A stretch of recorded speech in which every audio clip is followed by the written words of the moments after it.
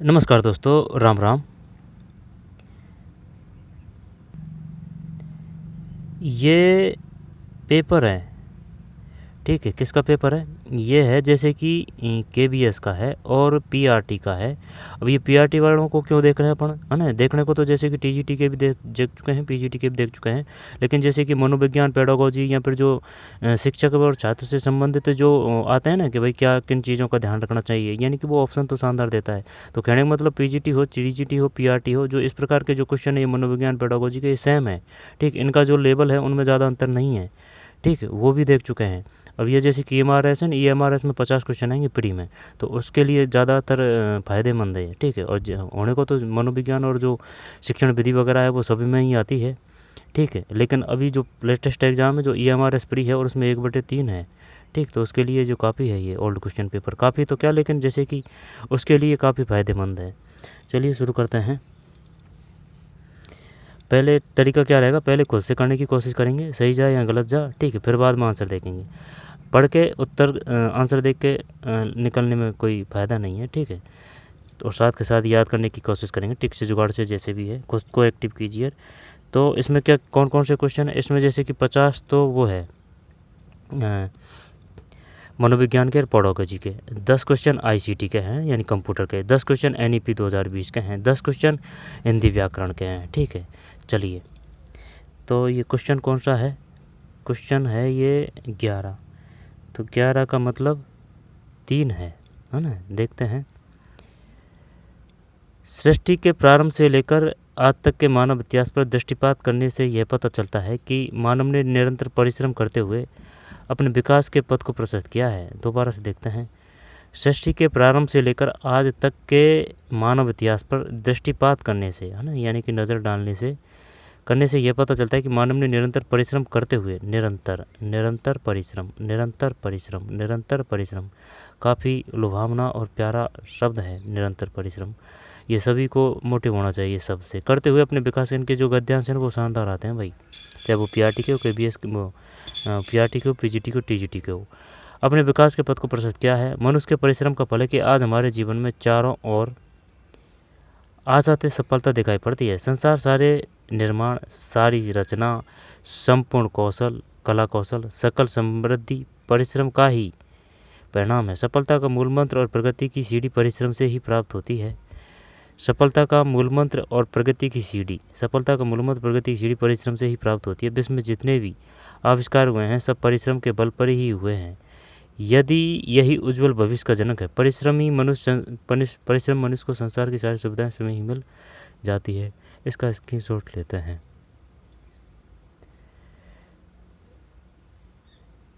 मानव ने अपने विकास के पथ को प्रशस्त किया है। जब ये तो निरंतर परिश्रम करके आ जाएगा।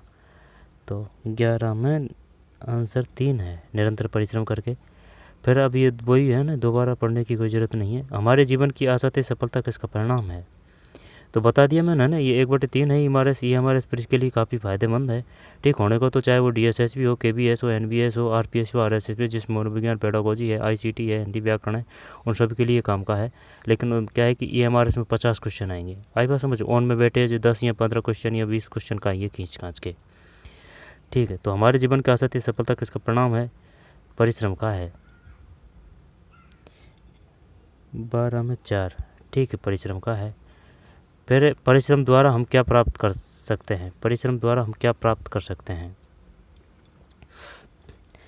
तो क्या धन, संपत्ति, सुख सुविधा, सफलता और प्रगति करते हैं। ये जो 13 है, 13 में 4 है, सफलता और प्रगति।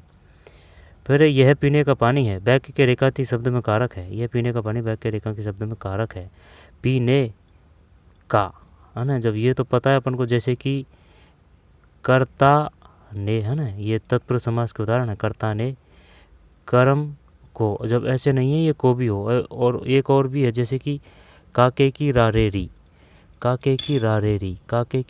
वो किसका है? काके की रारेरी, इस प्रकार का क्वेश्चन भी आ चुका है। कर्ता ने कर्म को करण से द्वारा के अर्थ में प्रयोग होता है। संप्रदान के लिए के अर्थ में होता है। अपादान से अलग होने के अर्थ में होता है। अधिकरण में पर भी है, ठीक है, ये आएगा। संबोधन है अरे ओ, काके की रारेरी, ये किसका है काके की, संबंध, संबंध। आंसर देख चुके थे पहले इसका, 14 में 1 है, ठीक है, संबंध है। वचन के आधार पर असंगत शब्द युग्म है, बताइए करिए क्या करें। वचन के आधार पर असंगत शब्द युग्म है, तो फिर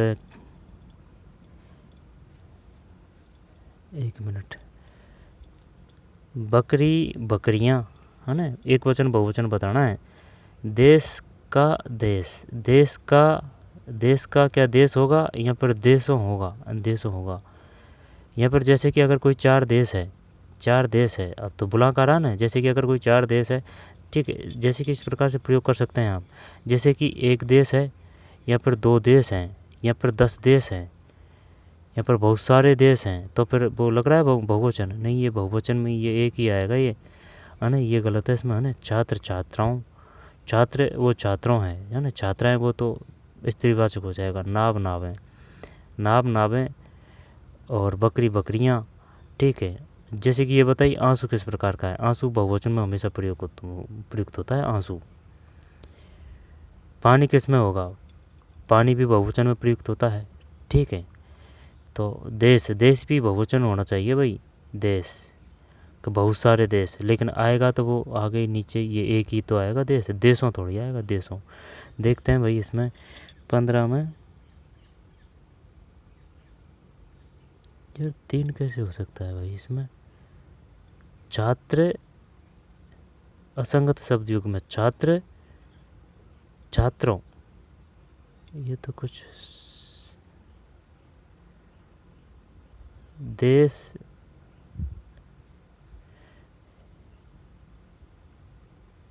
नहीं ये सही है, देश देश है ना। छात्र तो छात्र छात्र छात्रों, ये तो कुछ पल्ले नहीं पड़ी है भाई बात, इसमें 3 माना है इसने, 15 में इसने 3 माना है। चल छोड़ते हैं।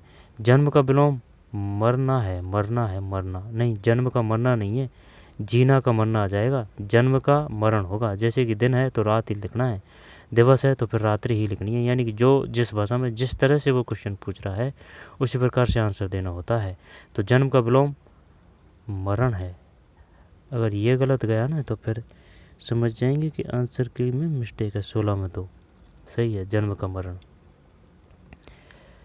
आँख शब्द का पर्यायवाची शब्द है, आँख का, तो आँख का बताइए बताइए, करिए, ठीक है। ओंग लेने में, सोने में, देखने में कोई तेल नहीं, खुद से प्रैक्टिस करने की कोशिश कीजिए। तरीका ही अपने ये अपना रखा है, जैसे कि आपका जो दिमाग है ना स्वयं एक्टिव हो जाए, ठीक है। तो द्विज भ्रंग द्रंग मनमथ, द्विज भ्रंग द्रंग, द्विज भ्रंग द्रंग मन नहीं आता भाई, 1/3 है, छोड़ देंगे। तो 17 में 3 है, 17 में 3 है, यानी कि ये है पर्यायवाची द्रंग। आँख शब्द का पर्यायवाची शब्द है द्रंग, द्रंग। भ्रंग किसका है, द्विज किसका है ना, द्रंग है ये, द्रंग, द्रग, द्रग है, द्रग। पहली बार देख रहे हैं भाई। चचू तो सुना है, आँख का चचू है, नयन है, लोचन है, ठीक है, नयन लोचन चचू, और है ना, तो ये द्रग है, द्रग द्रग द्रग, बढ़िया क्वेश्चन, द्रग। लिंग के आधार पर असंगत शब्द युग्म है, तो इसका तो सीधा सट है ना, जैसे कि लास्ट में होता, यहाँ पर होती लगा लीजिए, है ना, चल जाएगा पता। जैसे कि पुत्र होता है, पुत्री होती है, तो पुत्र तो होता है। लिंग के आधार पर असंगत शब्द, पुत्र पुत्री, देव देवकी, कुमार कुमारी, कुमार का कुमारी, ब्राह्मण का ब्राह्मणी। अब इसमें गलत कौन सा है, पुत्र का पुत्री हो जाएगा, देव का देवकी, देव का नहीं, देव की नहीं होगा, देव का देवों होगा, देवों के देव, है ना, देवों का ये देवों होगा, देवों। कुमार का कुमारी, ब्राह्मण का, ये 2 करते हैं भाई, मैं लेता है तो ये 18 में 2 सही है, 18 में 2, ठीक है। लिंग के आधार पर असंगत शब्द युग्म है, तो देव देवकी, जब पुत्र पुत्री, कुमार कुमारी, ब्राह्मण ब्राह्मणी। दाल ने गंगना मुहावरे का सटीक अर्थ है, सही काम सिद्ध न कर पाना, यही है काम सिद्ध न कर पाना, तो 19 में 3 है, काम सिद्ध न कर पाना। वह यहाँ स्वयं आया था, वाक्य के रेखांकित अंश में सर्वनाम है। संज्ञा किसे कहते हैं? संज्ञा उसे कहते हैं जो व्यक्ति वस्तु स्थान को बोध कराने वाले शब्द होते हैं, उन्हें संज्ञा कहते हैं। ठीक है। सर्वनाम किसे कहते हैं? संज्ञा के स्थान पर जो शब्द प्रयुक्त होते हैं उन्हें सर्वनाम कहते हैं। तो फिर विशेषण किसे कहते हैं? संज्ञा व सर्वनाम की जो विशेषता बताए वो उसे विशेषण कहते हैं। तो ये बताइए प्रविशेषण किसे कहते हैं? प्रविशेषण जो विशेषण की भी विशेषता बताए वो प्रविशेषण कहलाता है।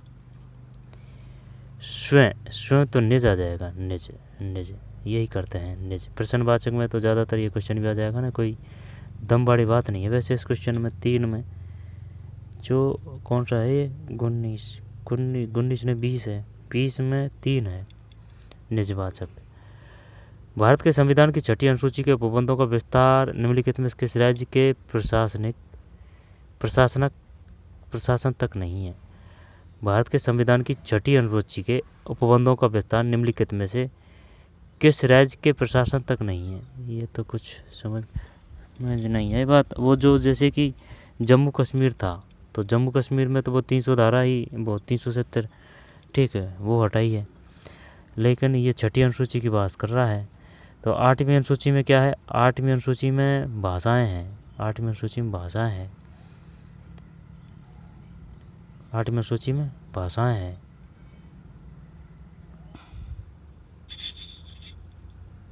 दोबारा से देख लेते हैं।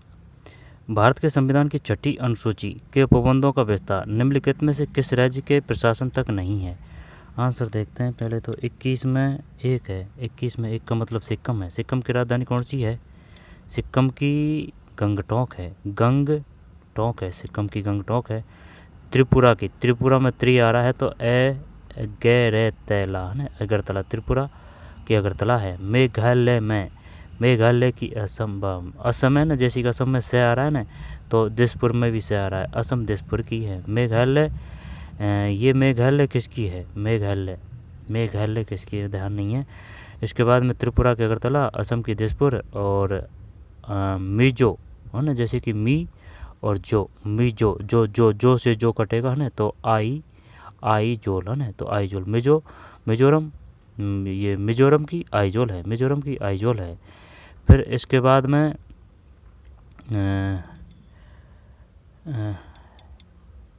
रायपुर किसकी है? रायपुर झारखंड की, छत्तीसगढ़ है, झारखंड की वो है रांची, झारखंड की रांची है। ठीक है, झारखंड की रांची है। और अमरावती, ऐसे अमरावती, ऐसे आंध्र प्रदेश की अमरावती है। इसके बाद में जो है ना भुवनेश्वर किसकी है? भुवनेश्वर है ना, जो उड़ीसा की है, उड़ीसा है ना, भुवनेश्वर उड़ीसा की है। इसके बाद अरुणाचल प्रदेश की कौन सी है? अरुणाचल की ईटानगर है, अरुणाचल प्रदेश ईटानगर है। ठीक है। राजस्थान की जयपुर है। गुजरात की गांधीनगर है, फिर बिहार की पटना है, बिहार की पटना है ना, बिहार की पटना है।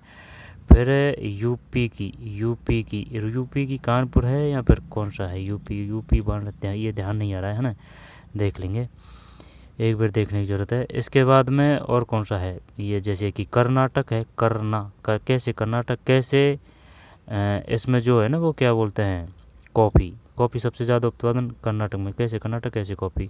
और जैसे कि केरल रे से ये रबड़, सबसे ज़्यादा रबड़ जो केरल में होता है। ठीक है। कर्नाटक की कौन सी है? कर्नाटक की अभी तो बताया था, कवारत, कर्नाटक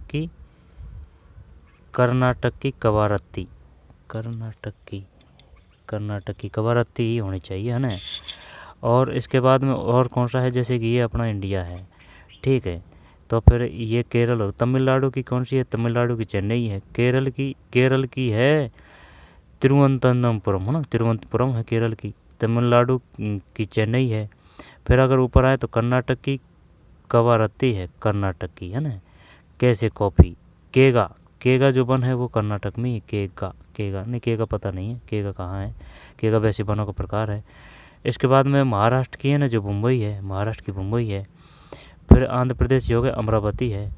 उड़ीसा है ना, उड़ीसा भुवनेश्वर की है। पश्चिम बंगाल की कोलकाता है, पश्चिम बंगाल कोलकाता है। मध्य प्रदेश की भोपाल है, ठीक। छत्तीसगढ़ की रायपुर है। झारखंड की रांची है। इसके बाद में और कौन सा है, राजस्थान की जयपुर है। गुजरात की गांधीनगर है, ठीक है। और कोई सा रहा है के बीच में। फिर अगर इधर चलें तो वो बिहार पटना की है, ठीक है। और अरुणाचल की ईटानगर है। लेकिन ये बता उत्तराखंड, अरुणाचल प्रदेश इधर है ना, उत्तराखंड की राजधानी का नाम क्या है? उत्तराखंड की का देहरादून है शायद, उत्तराखंड की का देहरादून, ठीक है। इसके बाद में लेह लद्दाख, लेह लद्दाख, ठीक है। लद्दाख की लेह है। और आ जाएगा तब और देख लेंगे। तो फिर 21 में एक है, एक में सिक्किम है, सिक्किम। 8वीं अनुसूची वो उनसे है भाषाओं से। कितनी भाषा है कुल? 22 भाषा है। नहीं, 8वीं अनुसूची में कितनी भाषा हैं? क्या 22 भाषा हैं? 22, ठीक है। हाँ, 22 ही तो भाषा है 8वीं अनुसूची में। फिर राष्ट्रीय परिवार स्वास्थ्य सर्वेक्षण 19 और 21 2019-21 के अनुसार भारत के निम्नलिखित किस राज्य का शिशु मृत्यु दर सबसे कम है? राष्ट्रीय परिवार स्वास्थ्य सर्वेक्षण 19-21 के अनुसार भारत के निम्नलिखित में से किस राज्य का शिशु मृत्यु दर सबसे कम है? शिशु मृत्यु दर, अब ये जो कक्षा 6 है ना एनसीईआरटी की, वहाँ से आया है ये। शिशु मृत्यु दर सबसे कम है तो सिक्किम, केरल, अरुणाचल प्रदेश, क्या गोवा कर दें? ये ऐसे नहीं कर रहा है, शिशु मृत्यु दर की पूछ रहा है ये। शिशु मृत्यु दर सबसे कम है, यानी कि चिकित्सा व्यवस्था है वो टॉप पे है, तो केरल ही होना चाहिए। केरल के बाद में शायद गोवा होगा, केरल करते हैं भाई, इसमें केरल ही है। फिर the declaration of the right of man and citizen, पुरुष और नागरिकों के अधिकारों की घोषणा किस क्रांति से संबंधित है? रूसी, वो तो फ्रांस की है ना, फ्रांस की क्रांति से वो जो 3 शब्द थे, स्वतंत्रता है ना, स्वतंत्रता, समानता और भ्रातृत्व, ये फ्रांस की क्रांति से लिए हैं अपने संविधान में, ठीक है। और अपने से भी अच्छा संविधान किनका है? दक्षिण अफ्रीका का है, एनसीईआरटी पार्ट है। वो 1991 में तो बनाया था उनका संविधान, 1991 या फिर 1992 कुछ ऐसे है। The declaration of the right of the, तो फिर इसमें रूसी, ये फ्रांसीसी क्रांति करते हैं 23 में, 3 है फ्रांसीसी क्रांति। निम्नलिखित में कौन सा एक लोहयुक्त खनिज है? लोहयुक्त खनिज है तो फिर इसमें आ जाएगा तांबा, बॉक्साइट लोहयुक्त खनिज है। मैग्नीज करते हैं, सीसा तो नहीं आएगा। लोहयुक्त खनिज है तो तांबा में है तो है लोहा। मैग्नीज है ना, तब यहाँ से ऐसे चक्कर पड़ेगा। जैसे कि वो एक तो पूछ सकता है कि बताइए निम्नलिखित में कौन सी धातु युक्त वो है, ठीक है। या फिर कौन सी धातु है, कौन सी अधातु है, कौन में लोह तत्व पाया जाता है? लोह तत्व तो तांबा ही है। और तो क्या है, वैसे होने को तो मैग्नीज भी है। लोहयुक्त खनिज है, लोहयुक्त खनिज मैग्नीज ही करते हैं। चॉइस 4 सही है। चॉइस में 4 मैग्नीज है भाई, आई बात समझ में। और वो जो है ना कौन सा, सोडियम, ध्यान देना भाई, सोडियम भी धातु है, आई बात समझ में। ज्वलनशील पदार्थ है लेकिन ये धातु है सोडियम। इसको चाकू से काटा जा सकता है, ठीक है। ये ज्वलनशील होता है, इसको केरोसिन में रखा जाता है ना। सोडियम, हाँ सोडियम धातु है, ठीक है। पारा भी धातु है, सोडियम धातु है, पारा भी धातु है। और निम्न कौन सा एक लोहयुक्त खनिज है? तो फिर चॉइस में 4 है, मैग्नीज है। भारत रत्न के संबंध निम्नलिखित कथनों पर विचार कीजिए, गलत कथन की पहचान कीजिए। आंसर देख लेते हैं। 25 में एक है, संविधान का अनुच्छेद 18(1) के अनुसार पुरस्कृत व्यक्ति अपने नाम के उपसर्ग अथवा प्रत्यय के रूप में इस सम्मान का प्रयोग कर सकता है। भारत रत्न। संविधान का अनुच्छेद 18(1) के अनुसार पुरस्कृत व्यक्ति अपने नाम के उपसर्ग अथवा प्रत्यय के रूप में उपसर्ग अथवा प्रत्यय के रूप में इस सम्मान का प्रयोग कर सकता है। समझ रहा है? यानी कि नाम के आगे पीछे लगा सकता है और को लगाने की कोई वो नहीं है। आई बात समझ? जैसे कि भारत रत्न सचिन तेंदुलकर, इस प्रकार से। वर्ष 2022 में जो ये नहीं आएगा ना। फिर हिंदी में साहित्य अकादमी बाल साहित्य, ये भी नहीं आएगा। फिर पृथ्वी विज्ञान मंत्रालय द्वारा शुरू की गई डीप ओशन मिशन DOM के संबंध में कथनों पर विचार कीजिए। आंसर देख लेते हैं, नहीं पड़ेगी पार। 28 में 2 है, 2 का मतलब है 110, नहीं 2 का मतलब ये है ना B और C। ये सही है और ये सही है। यह एक बहुमंत्रालयी बहुविषयी कार्यक्रम है जिसमें गहरे समुद्र तकनीकी के विकास पर बल दिया गया है। इसका उद्देश्य समुद्री जीव विज्ञान में क्षमता निर्माण विकसित करना है। दोबारा देखते हैं। यह एक बहुमंत्रालयी बहुविषयी कार्यक्रम है जिसमें गहरे समुद्र तकनीक के विकास पर बल दिया गया है। इसका उद्देश्य समुद्री जीव विज्ञान में क्षमता निर्माण विकसित करना है। DOM डीप ओशन मिशन, वैसे ये नाम से चल रहा है, चलने को तो पता, ठीक है। डीप ओशन मिशन गहरे समुद्र तकनीक के विकास पर बल दिया गया है। इसका ध्येय समुद्री जीव विज्ञान क्षमता निर्माण विकसित करना है। पादाब क्या है? नहीं है भाई पता। पादाब 29 2 है। यह अमीबा की चलने और भोजन को पकड़ने के लिए अंगुली जैसी प्रक्षेपी है। समुद्री जल से लवण प्राप्त करने पर उपयुक्त पृथक्करण प्रक्रिया कौन सी है? तो 30 में 3 है, वाष्पीकरण। समुद्री जल से लवण प्राप्त करने में प्रयुक्त है ना। नमक वही ये वाष्पीकरण से ही तो मिलता है। जैसे कि जो सांवर झील है, तो सांवर झील है तो बड़ी बड़ी क्यारी बना दी जाती है ना, जब धूप के ताप से वो सूखता है तो फिर उसको अलग कर लेते हैं नमक को, वाष्पीकरण। रीजनिंग नहीं देखेंगे, आगे चलते हैं। आगे चलते हैं 40, नहीं ये कंप्यूटर का है ना। कंप्यूटर के कहाँ से हैं? यहाँ से है कंप्यूटर के। निम्नलिखित में से क्या एक इनपुट डिवाइस नहीं है? बताइए भाई, निम्नलिखित में से क्या एक इनपुट डिवाइस नहीं है? निम्नलिखित में से क्या एक इनपुट डिवाइस नहीं है? OMR reader, mic, touchpad, plotter. निम्न में क्या एक इनपुट डिवाइस नहीं है? इनपुट जैसे कि ये तो पता है, आउट है ना, आउट भाई। जैसे कि आउट है तो आउट में जैसे कि टर आएगा ना लास्ट में, जिसके भी पीछे अगर टर आ रहा है तो यानी कि जो मेंढक होता है जो बरसात में वो बाहर ही तो रहता है, बाहर रह के वो टर करता है भाई, टर बोलता है वो, ठीक है। तो आउट ही तो रहता है वो मेंढक। तो अगर जिसके भी पीछे अगर टर है तो इसका मतलब है वो आउटपुट है। तो प्लॉटर है, प्रिंटर है, ठीक है, प्लॉटर है, प्रिंटर है, और भी जितने भी टर है ना लास्ट में वो सब आउट है। इनपुट डिवाइस नहीं है तो प्लॉटर नहीं है। जबकि टचपैड है, माइक है, ध्यान देना भाई, माइक है यानी कि माइक्रोफोन, माइक, ठीक, माइक है। और OMR रीडर है, माइक है, टचपैड है, प्लॉटर नहीं है। नीचे दिए गए विकल्पों से किसकी मेमोरी? अब ना ये तो पता है अपन को, जैसे KB MB GB TB है ना, KB MB GB TB, bit byte KB MB GB TB। तो इनमें बताना है सब सर्वाधिक है, किसकी मेमोरी यूनिट सर्वाधिक है, यानी कि कैपेसिटी किसकी ज़्यादा है? KB MB GB TB। अब है ना ये TB से भी आगे की बात कर रहा है भाई। तो फिर जेटा सबसे बड़ी होती है, जेटा कि भाई जेड है ना जो लास्ट में आता है, तो यही होना चाहिए। अब इसमें जेटा दिया नहीं है इसने, बैठ दिया भाई। अब जेटा अगर दिया नहीं है इसने तो फिर एक्सा कर देते हैं, एक्सा, पीटा, मेगा, गीगा, ठीक है। अब टीवी में तो कोई दिक्कत नहीं है, टीवी के बाद में गीगा आ जाएगी, गीगाबाइट। टी के बाद गीगा नहीं, टीवी के बाद मेगाबाइट तो नहीं, मेगाबाइट तो वो है ना, मेगाबाइट को तो मेगाबाइट को तो MB बोलते हैं ना, तो ये तो बिल्कुल नहीं आएगा। और टीवी तो ये हो ही गया, मेमोरी सर्वाधिक है। टीवी के बाद में अपन करेंगे क्या?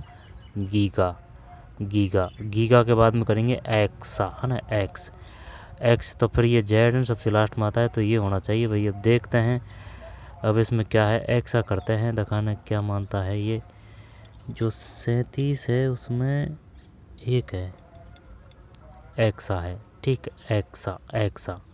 तो एक्सा से भी अगर वो पूछ ले तो क्या जेटा है, जेटा है फिर सबसे बड़ी है ना, तो एक्सा है।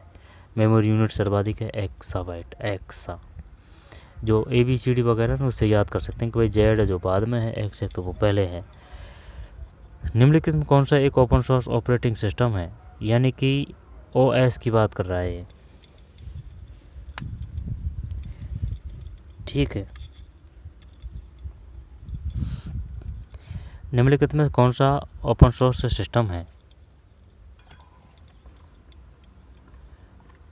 निम्नलिखित में से कौन सा ओपन सोर्स ऑपरेटिंग सिस्टम है, बताइए भाई क्या करें बस इसमें। ऑपरेटिंग मतलब OS, ठीक है, OS। एक minute,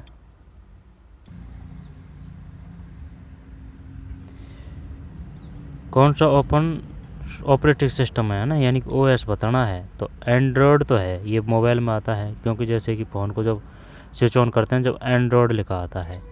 Mac OS, Unix, MS Windows, Android करते हैं, एंड्रॉयड करते हैं 38 में, 38 में 3 है एंड्रॉयड, एंड्रॉयड है एंड्रॉयड। एक एंटीवायरस सॉफ्टवेयर है, एक एंटीवायरस सॉफ्टवेयर है, एक एंटीवायरस सॉफ्टवेयर है, एक एंटीवायरस सॉफ्टवेयर है। विनजिप, MS एक्सेल, मैकेपी, टेक्सपेंट। अब एंटीवायरस सॉफ्टवेयर है मैकेपी, मैकेपी। MS एक्सेल तो वो अलग चीज़ हो जाएगी। मैकेपी करें क्या इसमें, मैकेपी यानी कि 39 में मैकेपी है भाई। एक एंटीवायरस सॉफ्टवेयर है मैकेपी, एक एंटीवायरस सॉफ्टवेयर है मैकेपी, एक एंटीवायरस सॉफ्टवेयर है मैकेपी, मैकेपी, मैकेपी। गुरदीप सिंह किसी ओपन सोर्स सॉफ्टवेयर का प्रयोग करके किसी डॉक्यूमेंट पर एक प्रोजेक्ट रिपोर्ट बनाने का इच्छुक है। आप इसके लिए किसका सुझाव देंगे।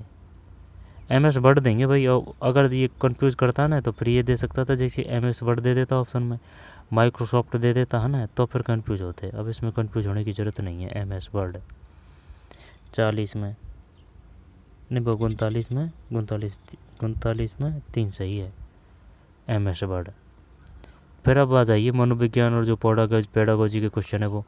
वृद्धि में गुणात्मक कौन सा कथन सही है। वृद्धि में गुणात्मक और परिणाम दोनों परिवर्तन सम्मिलित गुणात्मक नहीं है। परिपक्वता की आयु के बाद वृद्धि रुक जाती है, परिपक्वता की आयु के बाद।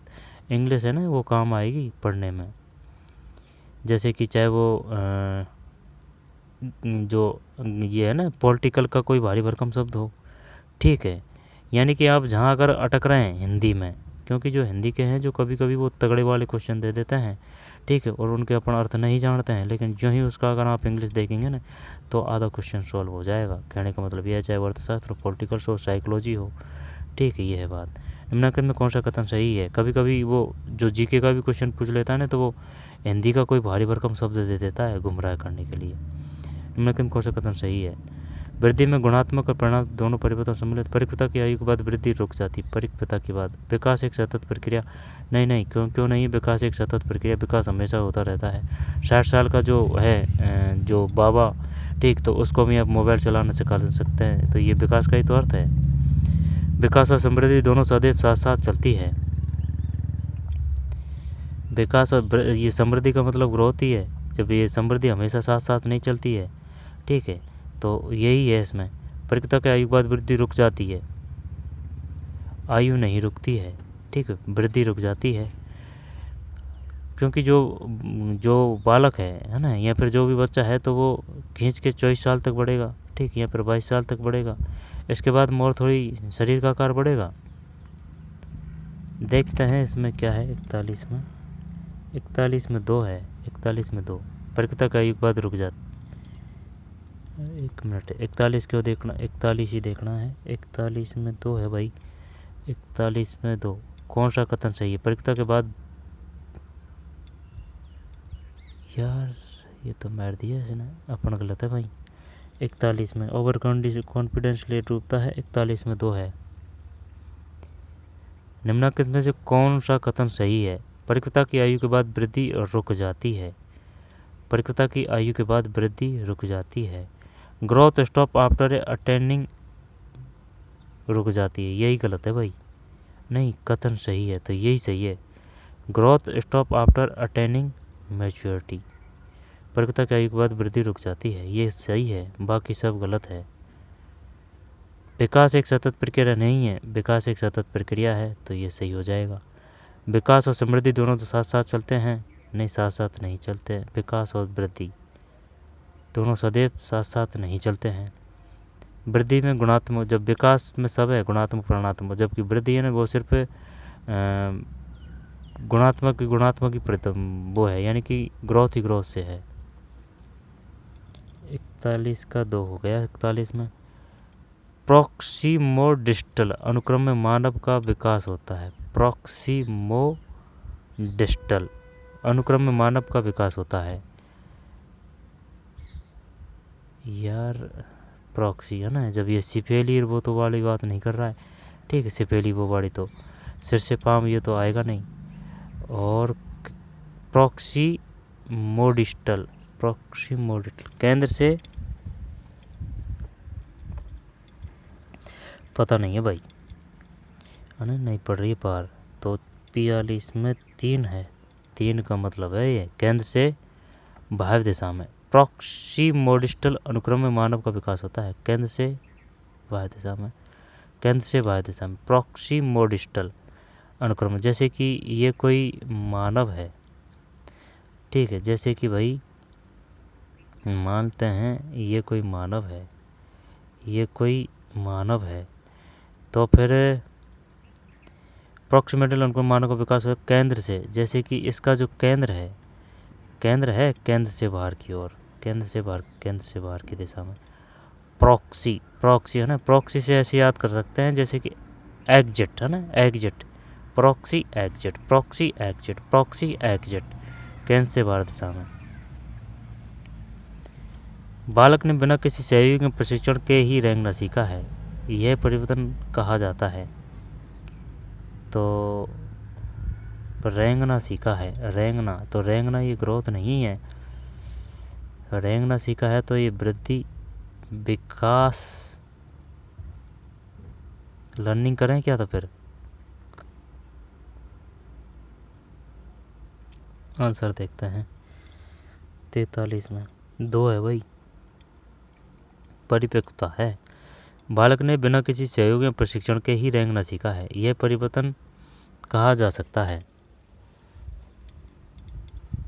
परिपक्वता, इसको क्या बोलेंगे, इसको बोलेंगे मैच्योरेशन,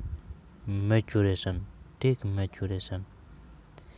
निम्नलिखित में कौन सा कथन सही है? किशोरावस्था में केवल समान आयु के सखाओं के साथ नए संबंध का संवर्धन होता है। किशोरावस्था में केवल समान आयु के सखाओं के साथ नए संबंध का संवर्धन होता है। एडोलसेंस, किशोरावस्था बोलते हैं adolescence, stage promote new a relation which age a mate agemates of.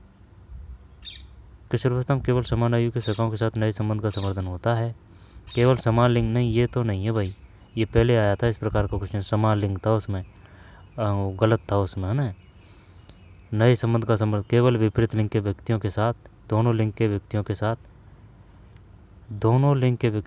हाँ दोनों लिंग के सही है भाई। ज़रूरी थोड़ी है कि जो कोई बच्चा है, जो जैसे कि जो बालिका है उनसे ही दोस्ती करेगा, जो बालक है उनसे भी दोस्ती कर सकता है। सही है, यही करते हैं 3। 44 में 3 बच के भाई, ठीक, दोनों लिंगों के व्यक्तियों का ना, विपरीत नहीं है। पियाजे के अनुसार मूर्त संक्रियात्मक प्रावस्थक किस आयु में घटित होती है? पियाजे के अनुसार मूर्त संक्रियात्मक प्रावस्थक किस, पियाजे का कौन सा सिद्धांत है? पियाजे का है संज्ञानात्मक सिद्धांत। वाटसन क्या है? वाटसन व्यवहारवादी है, ठीक है, और सूझवादी ब्रदाइमर कोहलर कोप्पा है, ठीक है। जीन पियाजे का संज्ञानात्मक है, तो फिर कोहलर का कौन सा है? कोहलर का नैतिकता का है। तो फिर शास्त्रीय अनुबंध का सिद्धांत किसका है? शास्त्रीय शायद कोहलर का ही है। तो फिर जेरोम ब्रूनर का कौन सा है? Jerome Bruner. मेंटल जो है, ठीक, बुद्धि लब्धि, उसको ज्ञात करने का सूत्र क्या है, यानी कि एम मेंटल एज हमेशा ऊपर आएगी, करंट एज सी ए, करंट एज नीचे आएगी, इंटू 100, एम/सी इंटू 100। ठीक है, तो ये मूर्त संक्रियात्मक प्रावस्था की बात कर रहा है। मूर्त, मूर्त मतलब जो जो चीज़ें वो देखता है। ठीक है, तो चीज़ें अगर देखता है तो बालक देखता है, बालक देखता है तो इसका मतलब 7 से 11 वर्ष की आयु तक किस आयु में घटित होती है, यहाँ पर 2 से 7 वर्ष। मूर्त, मूर्त। और अमूर्त का मतलब है भाई वह सोचने लग गया है, समझने लग गया है। तो क्या जन्म से 2 वर्ष की आयु तक करें, यहाँ पर 2 से 7 करें। अच्छा, क्वेश्चन 45 में 3 है, 7 से 11 वर्ष की आयु भाई, 7 से 11 वर्ष की आयु। शेष अवस्था कब से कब कहा गया है, शेष अवस्था, पूर्व शेष अवस्था 0 से 2 को क्या है, पियाजे के अनुसार मूर्त संक्रियात्मक प्रावस्था किस आयु में घटित होती है। 45 में 3 है, 7 से 11 वर्ष की आयु, 7 से 11 वर्ष की आयु तक, 7 से 11 वर्ष की आयु तक। निम्नलिखित में किस आयु समय के बालकों में परिवार कुटुंब के प्रति प्रेम सामान्य भावनाएं विकसित होती है। किस आयु समय के बालकों में परिवार कुटुंब के प्रति प्रेम सामान्य भावनाएं विकसित होती है। और ना एनसीईआरटी ने 13 से 21 माना है किशोरावस्था। आई बात समझ में। किस आयु के बालकों परिवार कुटुंब के प्रति प्रेम सामान्य भावनाएं विकसित होती है। तो 46 में 3 है, 12 से 14 वर्ष, 12 से 14 वर्ष के निम्नलिखित किस आयु समय के बालकों परिवार कुटुंब के प्रति प्रेम सामान्य भावना विकसित होती है, सामान्य भावनाएं विकसित होती है, सामान्य। 12 से 14 वर्ष की आयु। चरित्र विकास के स्तरों के संबंध में आत्म केंद्रित चरण का संबंध किस व्यय वर्ग से है। चरित्र विकास के स्तरों के संबंध में आत्म केंद्रित चरण यार किस व्यय वर्ग से है। अब व्यय वर्ग तो ये वही है, आयु वर्ग की बात है ना, लेकिन आत्म केंद्रित चरण की बात करनी है। जब आत्म केंद्रित चरण, इंग्लिश देखिए क्या इसकी, which regard to leaves the charted development self centred stage refers to age group. यार नहीं आ रहा भाई, देखा ना, नेगेटिव है भाई, छोड़ना भी समझदारी रहेगी। 47 में 1 है, 2 से 6 वर्ष है, 2 से 6 वर्ष। चरित्र विकास के स्तरों के संबंध में आत्म केंद्रित चरण का संबंध किस व्यय वर्ग से है। 2 से 6 वर्ष, 2 से 6 वर्ष, 2 से 6 वर्ष। आत्म केंद्रित चरण 2 से 6 वर्ष। संवेगात्मक विकास के संदर्भ में निम्नलिखित कौन सा कथन अधिक उपयुक्त है। नैतिक और धार्मिक, बड़ा क्वेश्चन, आंसर देख लेते हैं। 48 में 3 है, नैतिक और धार्मिक प्रशिक्षण विद्यालय के कार्यक्रम का भाग होना चाहिए। संवेगात्मक विकास के संदर्भ में कौन सा कथन अधिक उपयुक्त है। नैतिक और धार्मिक प्रशिक्षण विद्यालय के कार्यक्रम का भाग होना चाहिए। 3 है, 48 में 3। सामाजिक रूप से परिपक्व व्यक्तियों में निम्नलिखित कौन सी विशेषता नहीं हो सकती। करिए। समाज में व्याप्त बुराइयों और कुरीतियों की आलोचना करना, नहीं ये नहीं, परिपक्व की बात है, ये परिपक्व की बात है। संकट की घड़ी में निर्णय लेने की स्थिति, कौन सी विशेषता नहीं हो सकती, कौन सी विशेषता नहीं हो सकती परिपक्व व्यक्तियों में। यार अनुकूल व्यवहार और समायोजन करने की क्षमता, सामाजिक रूप से परिपक्व व्यक्तियों में। विपरीत लिंग के व्यक्तियों के प्रति सम्मान की भावना। अनुकूल व्यवहार और समायोजन करने की क्षमता परिपक्व व्यक्तियों में निम्नलिखित में कौन सी विशेषता नहीं हो सकती। समाज में व्याप्त बुराइयों और कुरीतियों की आलोचना करना, संकट करने में निर्णय लेने की स्थिति, अनुकूल व्यवहार और समायोजन करने की क्षमता, विपरीत लिंग के व्यक्तियों के प्रति। बताइए भाई क्या ही करा अब इसमें। सामाजिक, इंग्लिश देखते हैं, रुक। Which is a charter may not be processed by A social mature person. Social mature person कौन सी विशेषता नहीं हो सकती है। आलोचना करना, तो ये तो एकदम बिल्कुल नेगेटिव लग रहा है। संकट करने में निर्णय की स्थिति लेना, सामाजिक रूप से परिपक्व व्यक्तियों में अनुकूल व्यवहार समायोजन करने की क्षमता, विपरीत लिंग के व्यक्ति प्रति सम्मान की भाव। 1 करते हैं भाई, कौन सा है ये? 49 में 2 है, 49 में 2। विशेषता नहीं हो सकती, यह नहीं हो सकती, जबकि और सब है। समाज में व्याप्त बुराइयों कुरीतियों की आलोचना करना, अनुकूल व्यवहार समायोजन करने की क्षमता। ठीक है, कुरीतियों की ज़्यादा एक्स्ट्रा दिमाग लगा दिया। अरे ये वो है, नेगेटिव में ही है ये भाई। बुराई है और कुरीति है तो आलोचना ही तो की जाएगी। हाँ भाई, बुराई है और जो कुरीतियाँ हैं जिनकी आलोचना ही तो की जाएगी, तो सत्य तो है। अनुकूल व्यवहार समायोजन करने की क्षमता, ये भी सही है। विपरीत में ज़्यादा ध्यान नहीं दिया भैया ना, ध्यान नहीं दिया, कोई बात नहीं। इस प्रकार से ले डूबते हैं क्वेश्चन। मानव विकास निम्नलिखित में किससे संबंधित है? मनोविज्ञान से। मनोविज्ञानिक नहीं, एक मिनट, ये पढ़ते हैं। मानव विकास तो सोशलॉजी ही करते हैं। मानव विकास सोशलॉजी तो समाजशास्त्र से हो जाएगा। मनोविज्ञान करते हैं फिर 2। 50 में 2 सही है। निम्नलिखित में कौन सा कथन सही है? सृजनशील होने के लिए पर्याप्त बुद्धिमत्ता स्तर का होना आवश्यक शर्त नहीं है। सही है। सृजनात्मक योग्यता बिना व्यक्ति में उच्च बुद्धि क्षमता नहीं हो सकती। कथन सही है। सृजनात्मक परीक्षण में गति और परिशुद्धता का भी मापन किया जाता है। अभिसारी चिंतन बुद्धि का आधार होता है। 51 में 4 है, इसने 1 किया है। 51 में 4 अभिसारी चिंतन का आधार होता है। अभिसारी चिंतन बुद्धि का आधार होता है। दोबारा से देखिए, निम्नलिखित में कौन सा कथन सही है? कौन सा कथन सही है? जब अभिसारी चिंतन बुद्धि का आधार होता है, ये कथन सही है। अभिसारी, ये ऐसे याद कर रखा है जैसे ए भी, तो भी से मतलब भीतर की ओर है ये, ठीक है। और ए पी सारी, तो ये बाहर की ओर है, ठीक है। अभिसारी और ए बी से भीतर है, ठीक है। कथन सही है। अभिसारी चिंतन बुद्धि का आधार होता है। ये तो सभी सही लग रहे थे भाई, ठीक। 4 है इसमें। प्रशस्ति की भावना और अभिवृत्ति। प्रशस्ति की भावना और अभिवृत्ति का विकास निम्नलिखित में किस क्षेत्र के अधीन आता है? The development of feeling approachment and attitude come under the domain of. तो फिर 52 में 3 है। प्रशस्ति की भावना और अभिवृत्ति का विकास निम्नलिखित किस क्षेत्र के अधीन आता है? मनोप्रेरक विकास है। मनोप्रेरक विकास है। नहीं, 1 मिनट, 52 में 3 है। 52 में 3 यानी कि भावनात्मक विकास है। भावनात्मक 52 में 3 भावनात्मक विकास है। प्रशस्ति की भावना और अभिवृत्ति का विकास निम्न किस क्षेत्र के अधीन आता है? भावनात्मक विकास। भावनात्मक विकास को बोलते हैं अफेक्टिव ऑफ डेवलपमेंट। भावनात्मक इमोशनल। अभिप्रेरण में अध्यापक की भूमिका मूलतः निम्नलिखित में से किसका विषय है? अभिप्रेरण में अध्यापक की भूमिका मूलतः निम्नलिखित किसका विषय है?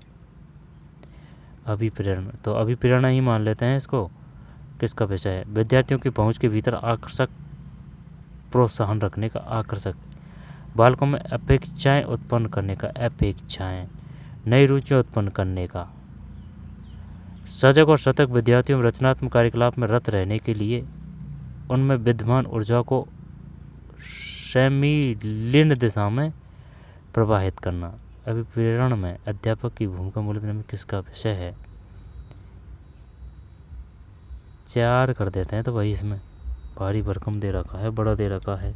53 में ये जानबूझ के दिया है इसने, ये फंसाने के मारे दिया है ये, और ये गलत भी है अब इसमें। ये ले 53 में 2, ये बंदे ने भी 4 किया है, देख लीजिए। 53 में 2 है भैया। अभिप्रेरण में अध्यापक की भूमिका मूलतः निम्न किसका विषय है? नई रुचि उत्पन्न करना। 53 का 1 मिनट है।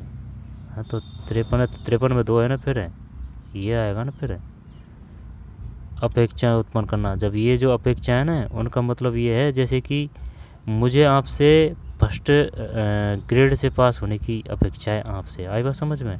जो उपेक्षाएं होती है ना, वो नेगेटिव वर्ड होता है। ठीक है, जैसे कि क्या ही बताऊँ कि भाई जो टीचर है ना, उसने मोहन की उपेक्षा की कि भाई वो मोहन है जो साफ़ सुथरा नहीं आया, तो भाई टीचर ने उसकी उपेक्षा की। यानी कि ये कुछ ऐसे आता है जैसे कि माता ने जो अपना पुत्र था वह लड़के आया या फिर उद्यम करके आया, तो उसने उपेक्षा किया ना, कुछ ऐसे आता है ये। उपेक्षा नेगेटिव होता है, उपेक्षा अपेक्षा। जैसे फर्स्ट ग्रेड से पास होना। अब जैसे किस प्रकार से बोल दे कि भाई मुझे तुझसे ये अपेक्षा नहीं थी, कि मुझे ये नहीं था कि भाई आप ऐसा कर सकते हैं ना, तो वो है अपेक्षाएं। और उपेक्षा है, ठीक है, वो है अलग, उपेक्षा करना।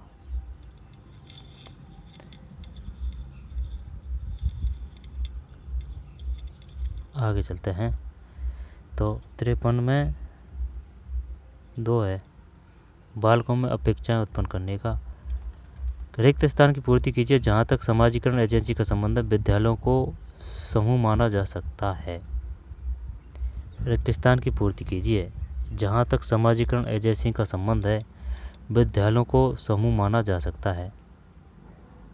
जहाँ तक समाजीकरण एजेंसी का संबंध, विद्यालय तो ये तो द्वितीय आएगा विद्यालय तो, और जो परिवार है जो प्राथमिक आएगा, इसमें कोई दिक्कत नहीं है। 54 2 सही है, ठीक। द्वितीयक, कविता नामक कोई विद्यार्थी हस्तगत समस्याओं के बारे में, हस्तगत का मतलब यानी कि हाथ, समस्या के बारे में तार्किक दृष्टि से चिंतन कर सकती है और चीज़ों को श्रेणियों और श्रृंखला में व्यवस्थित करती है। साथ ही उसे भूतकाल, वर्तमान और भविष्य की भी समझ है। तो वह पियाजे के संज्ञानात्मक विकास के विभिन्न चरणों में किस चरण में है? जब दे भाई साहब वो मूर्त वगैरह तो बिल्कुल नहीं आएगी। भाई बात समझ, भाई भूत और वर्तमान भविष्य की बात हो रही है, तो संवेदी भी नहीं आएगी, है ना। संवेदी छोटे बालकों के लिए है। पूर्व संक्रियात्मक कर या फिर औपचारिक संक्रियात्मक कर, अब देख ले तू। चल 4 करते हैं। ये जो है कौन सा, 55 3 है, 55 में 3 है यार। ये मूर्त संक्रियात्मक कैसे हो सकता है भाई? 55 में 3 ही है, तो 55 में तो 3 ही है। कविता नामक कोई विद्यार्थी हस्तगत समस्या के बारे में तार्किक दृष्टि से चिंतन करती है। हस्तगत, हाँ हस्तगत है भाई, हाथ है ये, है ना। हस्तगत समस्याओं के बारे में तार्किक दृष्टि से चिंतन कर सकती है और चीज़ों को श्रेणियों और श्रृंखला में व्यवस्थित करती है। साथ ही उसे भूतकाल, वर्तमान, भविष्य का भी समझ है, तो यह भी आ जाएगा ना। तो ये अगर हाथ है ना, तो फिर ये कोई दिक्कत नहीं, मूर्त है। निम्न में कौन सा कथन सही नहीं है? 56 3 है। 3 का मतलब है पाठचर्या और पाठ्यक्रम दोनों काफ़ी व्यापक प्रकृति के होते हैं। पाठचर्या और पाठ्यक्रम दोनों काफ़ी व्यापक प्रकृति के होते हैं। पाठचर्या और पाठ्यक्रम दोनों काफ़ी व्यापक प्रकृति के होते हैं। पाठचर्या और पाठ्यक्रम दोनों काफ़ी व्यापक प्रकृति के होते हैं। 56 में 3 है। पाठचर्या और पाठ्यक्रम दोनों काफ़ी व्यापक प्रकृति के होते हैं। निम्न कौन सा कथन सही नहीं है? हटा देते हैं तो भाई इसको। पाठचर्या विहित होती है जबकि पाठ्यक्रम प्रकृति से विवरणात्मक होता है। Curriculum is a prescriptive will, syllabus is a descripted in nature. पाठचर्या पाठ्यक्रम दोनों को शैक्षणिक विशेषज्ञों द्वारा बनाया जाता है। Was a curriculum and a syllabus and a formed why a educational expert. 3 गलती है। पाठचर्या में योजित मार्ग निर्देशित अधिगम अनुभव शामिल होते हैं, जबकि पाठ्यक्रम अध्ययन के कोर्स की रूपरेखा प्रस्तुत करता है। पाठचर्या में योजित और मार्ग निर्देशित अधिगम अनुभव शामिल होते हैं, जबकि पाठ्यक्रम अध्ययन के कोर्स की रूपरेखा प्रस्तुत करता है। तो फिर 56 में 3 है, ठीक। सही नहीं है, ये सही नहीं है ना, ये सही नहीं है, बाकी सब सही है। पाठ्यक्रम पाठ्यचर्या भीत होती है, जबकि पाठ्यक्रम प्रकृति से विवरणात्मक होता है। पाठ्यचर्या और पाठ्यक्रम दोनों को शैक्षणिक विषयों के द्वारा बनाया जाता है। पाठ्यचर्या में योजित और मार्ग निर्देश अधिगम अनुगम शामिल होते हैं, जबकि पाठ्यक्रम अध्ययन के कोर्सों की रूपरेखा प्रस्तुत करता है। निम्न में से क्या अधिगम के लिए आकलन की एक विशेषता नहीं है? निम्नलिखित में से क्या अधिगम के, ये इसको बताइए भाई क्वेश्चन को, निम्नलिखित में से क्या अधिगम के लिए आकलन की एक विशेषता नहीं है? ना करेंगे का आंसर नहीं देखेंगे भाई। यह विद्यार्थियों के प्रबल पक्ष और अधिगम संबंध, ये समझ में नहीं आई पहले तो बात। अधिगम के लिए आकलन, which of the following is a not a chartered A assessment for learning? Assessment for learning है, असेसमेंट फॉर लर्निंग है। तो फिर यह विद्यार्थियों के प्रबल पक्ष और अधिगम संबंधी जरूरतों को पहचानने में सहायता करता है। अधिगम के लिए आकलन, अधिगम मतलब लर्निंग, अधिगम के लिए आकलन। यह आशा करता है कि विद्यार्थी गलतियां करें। यह निर्णयात्मक है। यह सहपाठी आकलन स्वयं आकलन की अनुमति देता है। यह विद्यार्थियों के प्रबल पक्ष और अधिगम संबंधी जरूरतों अधिगम के लिए एक करते हैं, फिर है ना, अधिगम एक करते हैं, है ना, एक करते हैं। 57 यार, यह निर्णयात्मक है। Assessment for learning, assessment for learning, assessment for learning, assessment for learning, यह निर्णयात्मक है। एक विशेषता नहीं है। यह विद्यार्थियों के प्रबल पक्ष और अधिगम संबंधी जरूरतों को पहचानने में सहायता करता है। यह आशा करता है कि विद्यार्थियां गलती करें। यह सहपाठी आकलन और स्वयं आकलन की अनुमति देता है। 3 भाई इसमें 57 में 3 58। निम्नलिखित में से दक्षता आधारित उपागम के अंतर्गत नहीं आता है? निम्नलिखित में क्या दक्षता आधारित उपागम के अंतर्गत नहीं आता है? निम्नलिखित में क्या दक्षता आधारित उपागम के अंतर्गत नहीं आता है?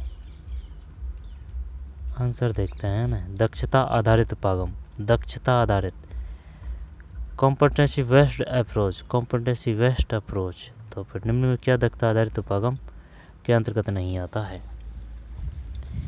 तो इसका मतलब हो जाएगा क्या? सहपाठी की सहायता मांगना, अपनी गति से अधिगम करना, दक्षता आधारित उपागम, दक्षता आधारित उपागम के अंतर्गत नहीं है। दक्षता ना, इसी प्रकार के दिमाग का दही एकदम पका के एकदम खींचड़ा कर देगा ये EMRS वाले, ठीक है। क्योंकि वो क्वेश्चन है शुरू से ले एंड तक पढ़ लेते हैं, लेकिन वो समझ में नहीं आते, उस डिसीजन पे नहीं पहुंच पाते हैं कि भाई क्या पूछ रहा है, क्या बताना है ना। तो लापरवाही ले डूबती है। इनका ये तरीका है वो वेस्ट होता है। निम्नलिखित में से क्या दक्षता आधारित उपागम के अंतर्गत नहीं आता है? दक्षता आधारित उपागम, which one the following does not fail under competency based approach? निम्नलिखित में क्या दक्षता आधारित उपागम के अंतर्गत नहीं आता है? दक्षता, अब जैसे कि ये तो जानते हैं अपन, अभिक्षमता है ना, जैसे कि अभिक्षमता है ना, अभिक्षमता को बोलते हैं क्या? एप्टीट्यूड। एप्टीट्यूड का हिस्सा है एटीट्यूड, ठीक है, लेकिन एटीट्यूड हल्की चीज़ है, जो एप्टीट्यूड है वो बड़ी चीज़ है, वो अभिक्षमता का हिस्सा होती है। दक्षता आधारित उपागम नहीं आता है। अपनी गति से अधिगम करना, सहपाठी की सहायता नहीं, सहपाठी की सहायता तो नहीं आएगी फिर, ठीक। अपनी गति से अधिगम करना, फार्मूलों को याद करना, प्रवीणता अधिगम का अभ्यास करना, ये एक करते हैं भाई, एक करते हैं 58 में।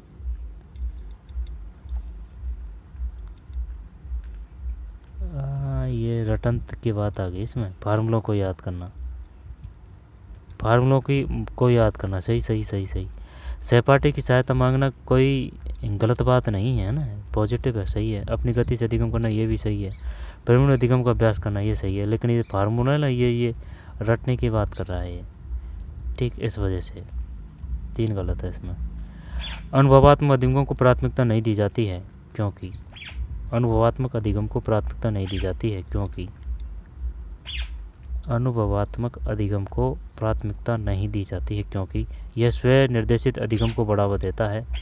यह अधिगम की प्रक्रिया पर ध्यान देता है न कि उसके परिणामों पर। यह कक्षा में विभेदी अनुदेशन को शामिल करता है। आईसीटी का व्यापक रूप से प्रयोग किया जाता है। नहीं दी जाती है क्योंकि आईसीटी का व्यापक रूप से प्रयोग किया जाता है। नहीं दी जाती क्योंकि यह कक्षा में विभेदी अनुदेश को शामिल करता है। विभेदी यह अधिगम की प्रक्रिया पर ध्यान देता है न कि उसके परिणामों पर। प्रक्रिया पर ध्यान देता है न कि उसके परिणामों पर। यह स्वयं निर्देशित पता नहीं है भाई। इस बंदे का क्वेश्चन 3 है, गुण सेट में 2 है। गुण सेट में 2 है। 2 का मतलब ये है, यह अधिगम की प्रक्रिया पर ध्यान देता है न कि उसके परिणाम पर। नहीं की जाती क्योंकि यह अधिगम की प्रक्रिया पर ध्यान देता है न कि उसके परिणामों पर। अनुभवात्मक अधिगम यानी ये मैच्योरिटी की बात कर रहा है। Experiential learning is not a perfect because इसके परिणाम पर 2 है इसमें। यदि कोई विद्यार्थी आपकी कक्षा में व्यवधान उत्पन्न करता है, ठीक है, तो आपका दृष्टिकोण होगा। आप उसे कक्षा से बाहर जाने को कहेंगे? नहीं, ऐसे नहीं करेंगे। आप उसे अतिरिक्त गैरकार्य देंगे? ये बात की बात है। आप उसे नज़रअंदाज करेंगे। यदि कोई विद्यार्थी आपकी कक्षा में व्यवधान उत्पन्न करता है, नज़रअंदाज करेंगे। आप उसके कारणों का आकलन करेंगे, उसका समाधान करेंगे। 4 करते हैं, सही होगा ये तो यार। 60 में 4 सही है। फिर निम्नलिखित को पढ़िए। अध्यापक सुविधा प्रदाता की भूमिका निभाता है। निम्नलिखित को पढ़िए। अध्यापक सुविधा प्रदाता की भूमिका निभाता है। विद्यार्थी मुख्यतः सहभागिता से काम करेंगे। आकलन निर्देश चिन्हित बेंचमार्क होता है। आंसर देख लेते हैं भैया ना। एक सेट में 2 है। एक सेट में 2 का मतलब ये है। निम्नलिखित को पढ़िए। जब ये कुछ क्या करना है, निम्नलिखित को पढ़िए तो इनको क्या सुमेलित करना है। अध्यापक सुविधा प्रदाता की भूमिका निभाता है। संज्ञानात्मक करना क्या है इसमें, एक सेट में 2। तो इसमें निम्नलिखित को पढ़िए, यानी कि ये जो है ना चारों किसकी विशेषता है। अध्यापक सुविधा प्रदाता की भूमिका निभाता है। विद्यार्थी मुक्त सहभागिता से काम करेंगे। आकलन निर्देश चिन्हित बेंचमार्क होता है। प्रक्रिया पर विचार करने के द्वारा उत्पादों को सम्मिलित कर लिया जाता है। ये विशेषताएं किस उपागम को दर्शाती है। सुविधा प्रदाता 61 2। ये इंटेलिजेंट है भाई बंदा। 2 किया है। रचनात्मक और आंसर भी 2 ही है। 61 में 2 रचनात्मक, यानी कि रचनात्मक विशेषता है। अध्यापक सुविधा प्रदाता की भूमिका निभाता है। विद्यार्थी मुक्त सहभागिता से काम करेंगे। आकलन निर्देश चिन्हित बेंचमार्क होता है। प्रक्रिया पर विचार करने के द्वारा उत्पादों को सम्मिलित कर लिया जाता है। ये विशेषताएं किस उपागम को दर्शाती है। अध्यापक सुविधा प्रदाता की भूमिका निभाता है, ठीक है। विद्यार्थी मुक्त सहभागिता से काम करेंगे। आकलन निर्देश चिन्हित बेंचमार्क होता है। प्रक्रिया पर विचार करने के द्वारा उत्पादों को सम्मिलित कर लिया जाता है। इसने यार बढ़िया कर दिया यार ये बंदे ने यार। रचनात्मक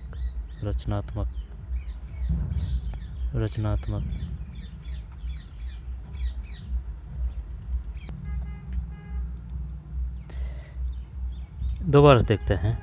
निम्नलिखित में से कौन सा सही है। जब 62 में 2 है, 2 का मतलब ये है, आकलन एक प्रक्रिया है जिसके द्वारा कुछ ज्ञात उद्देश्य के बारे में जानकारी प्राप्त की जाती है। निम्नलिखित में कौन सा सही है। आकलन प्रक्रिया जिसके द्वारा कुछ परिदृश्यों के गुणा का परिमाण बताया जाता है। आकलन मात्रात्मक गुणात्मक दोनों जानकारी पर विचार करके किसी परिदृश्य पर मूल्यांकन निर्णय लेने की प्रक्रिया है। आकलन विद्यार्थियों की परीक्षा लेने और ग्रेड देने की प्रक्रिया है।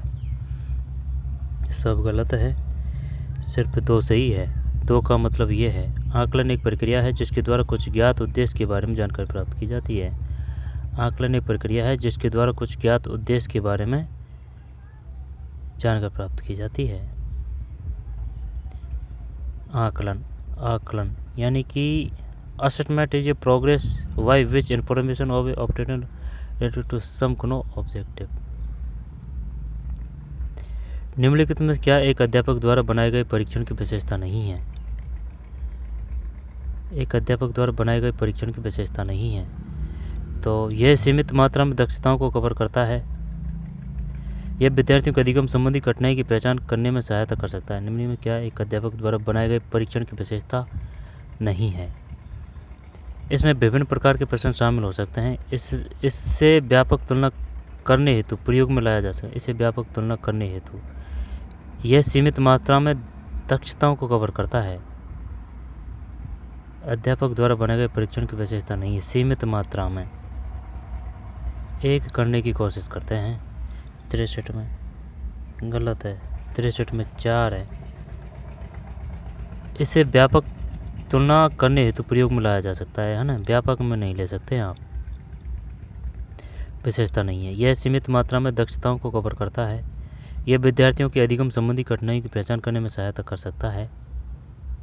इसमें विभिन्न प्रकार के प्रश्न शामिल हो सकते हैं। निम्नलिखित को पढ़िए। निम्नलिखित को पढ़िए। ये तो सही होना चाहिए भाई। विद्यार्थी अपनी गति से दिया गया कार्य असाइनमेंट करते हैं। विद्यार्थी अध्यापक के अनुदेशों का सावधानीपूर्वक पालन करते हैं। विद्यार्थी अपने विचार दूसरों के साथ साझा करते हैं। विद्यार्थी व्यापक शैक्षणिक उद्देश्य प्राप्त कर रहे हैं। इन कथनों में कौन सा कथन व्यक्तिक अधिगम के बारे में सही है? व्यक्तिक अधिगम। तो फिर अगर व्यक्तिक अधिगम का मतलब क्या है? व्यक्तिक अधिगम का मतलब है out of this which statement about the individualized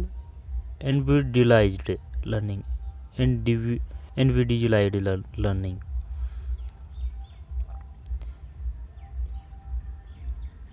व्यक्तिक अधिगम के बारे में सही है। विद्यार्थी व्यापक शैक्षणिक उद्देश्य प्राप्त कर रहे हैं। विद्यार्थी अपने विचार दूसरों के साथ साझा करते हैं। विद्यार्थी अध्यापक के निर्देशों का सावधानीपूर्वक पालन करते हैं। विद्यार्थी अपनी गति से दिया गया कार्य असाइनमेंट करते हैं। व्यक्तिक। तो 1 कर दें? 1 करते हैं। 64 में ये तो सही गया भाई। 64 में 1। ठीक है। विद्यार्थी अपनी गति से दिया गया कार्य असाइनमेंट करते हैं। पाठ योजना तैयार करने लेसन प्लान के लिए अनिवार्य रूप से किसकी आवश्यकता नहीं है? एक शैक्षणिक सत्र के दौरान विद्यालय में कार्य दिवसों की संख्या। एक शैक्षणिक सत्र के दौरान विद्यालय में कार्य दिवसों की संख्या।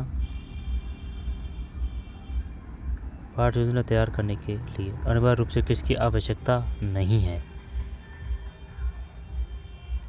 लेसन प्लान के बारे में है ये। Which is not required preparing a scheme of lesson. पाठ योजना तैयार करने के लिए अनिवार्य रूप से किसकी आवश्यकता नहीं है? एक शैक्षणिक सत्र के दौरान विद्यालय में कार्य दिवसों की संख्या, है ना, प्रश्नवाचक चिन्ह। विद्यालय में अवकाश के दिनों की संख्या, प्रश्नवाचक चिन्ह। पाठ योजना तैयार करने के लिए अनिवार्य रूप से किसकी आवश्यकता नहीं है? वार्षिक परीक्षा आयोजित करने में बीते दिनों की संख्या।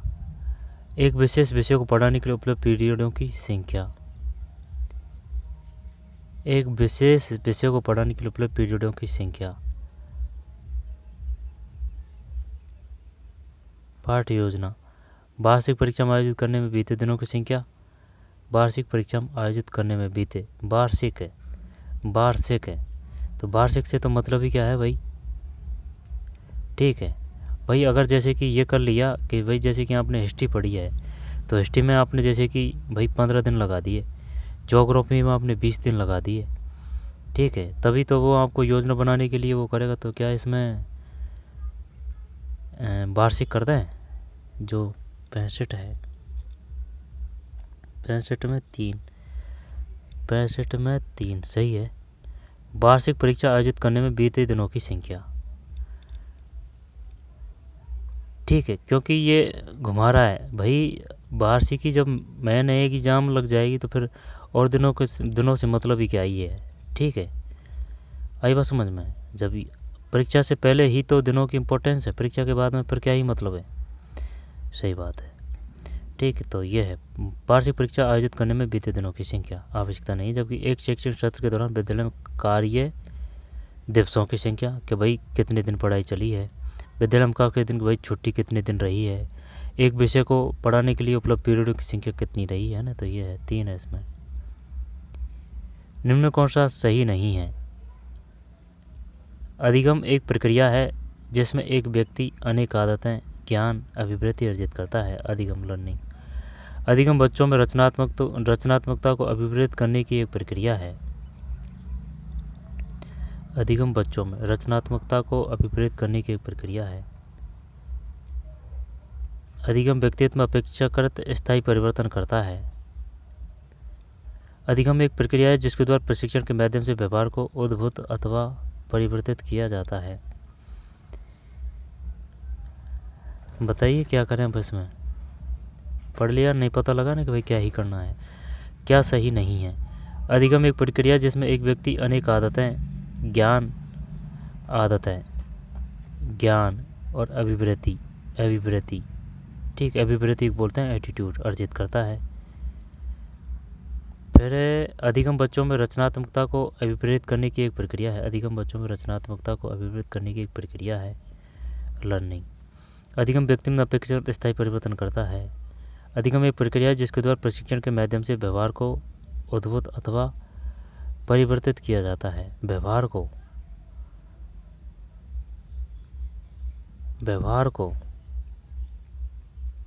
नहीं, व्यवहार ये कुछ जमा नहीं।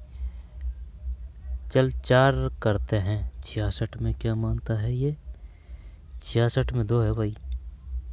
66 में 2 का मतलब है ये गलत है इसमें। अधिगम बच्चों में रचनात्मकता को अभिप्रेरित करने की, है ना, इसमें इसने थोड़ा सा घुमा दिया है ना। जैसे कि अधिगम बच्चों में रचनात्मकता को अभिप्रेरित करता है ना। अगर करता है तो फिर ये सही था, लेकिन इसने क्या कर दिया कि भाई ये जो अधिगम है ना, ये जो रचनात्मकता को अभिप्रेरित करने की एक प्रक्रिया ही है, यानी कि एक विधि है। तो ऐसा नहीं है, ठीक है, ऐसा नहीं है। अगर ये प्रक्रिया नहीं होता ना, एक प्रक्रिया है, तो ये सही हो जाता। अभिप्रेरित करने की एक अधिगम बच्चों में रचनात्मक अभिप्रेरित करता है, ठीक है। अधिगम बच्चों में रचनात्मकता को अभिप्रेरित करता है ना, करता है, तो ये फिर सही था। लेकिन इसने इसको बता दिया प्रक्रिया, तो इस वजह से गलत है। अधिगम एक प्रक्रिया जिसमें एक व्यक्ति अनेक आदतें, ज्ञान, अभिवृत्ति अर्जित करता है। एटीट्यूड एक किसका होता है? एप्टीट्यूड का। एप्टीट्यूड मतलब क्या होती है? अभिक्षमता। अधिगम व्यक्तित्व में अपेक्षाकृत स्थायी परिवर्तन करता है। अधिगम एक प्रक्रिया जिसके द्वारा प्रशिक्षण के माध्यम से व्यवहार को उद्भूत अथवा परिवर्तित किया जाता है। एक अवलोकन में कितने व्यवहार शामिल किए जाएं ताकि यह अधिक वैज्ञानिक और वैध हो सके? एकल अवलोकन में, एकल तो एक की बात कर रहा है ना, 2 तो आएंगे नहीं। शामिल किया जाए ताकि यह अधिक वैज्ञानिक और वैध हो सके, तो एकल है ना, तो अगर एकल कितने व्यवहार शामिल किए जाए ताकि यह अधिक वैज्ञानिक वैध, अगर बात ही एकल की है तो फिर एक ही करते हैं इसमें। चल एक या 2 कर देते हैं, एक इसमें ही है। 67 में एक सही है, ठीक है, क्योंकि एकल पकड़ा है अपन ने, एकल से एक, ठीक है, अथवा 2। समान योग्यता समूह का एक लाभ क्या नहीं है? समान योग्यता समूह का एक लाभ क्या नहीं है? समान योग्यता समूह का एक लाभ क्या नहीं है? समान योग्यता समूह का एक लाभ क्या नहीं है?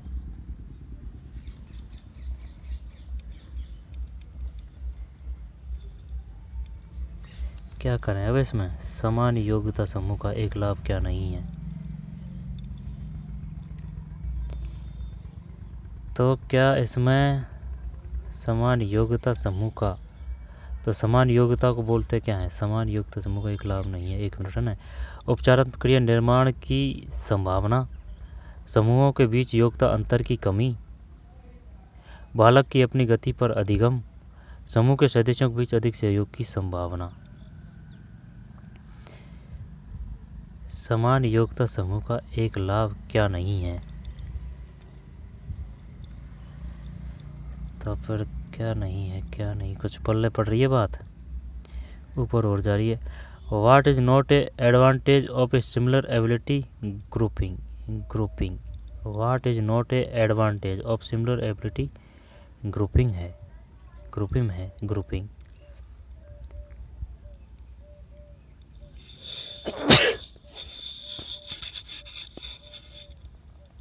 सॉरी, समान योग्यता समूह का एक लाभ क्या नहीं है? ग्रुपिंग, एबिलिटी ग्रुपिंग की बात है। तो समान योग्यता समूह का एक लाभ क्या नहीं है? समान योग्यता और समूह है, तो इसको ऐसे बोल सकते हैं कि भाई जैसे कि बीए वाले हैं, या फिर जैसे कि टीजीटी छात्र, या फिर प्रोफेसरों का ग्रुप समान योग्यता समूह। उपचारात्मक क्रिया निर्माण की संभावना, समूह के बीच योग्यता अंतर की कमी, सामान्य दे रखता है, फिर योग्यता अंतर की कमी क्या करेगी? बालक की अपनी गति पर अधिगम, समूह के सदस्यों के बीच अधिक सहयोग की संभावना। चल ये ही करते हैं। और वैसे इसमें जैसे कि ये नेगेटिव भी आ रहा है ना, अंतर की कमी। अब देखते हैं ये 2 मान लेता है क्या? तो 68 में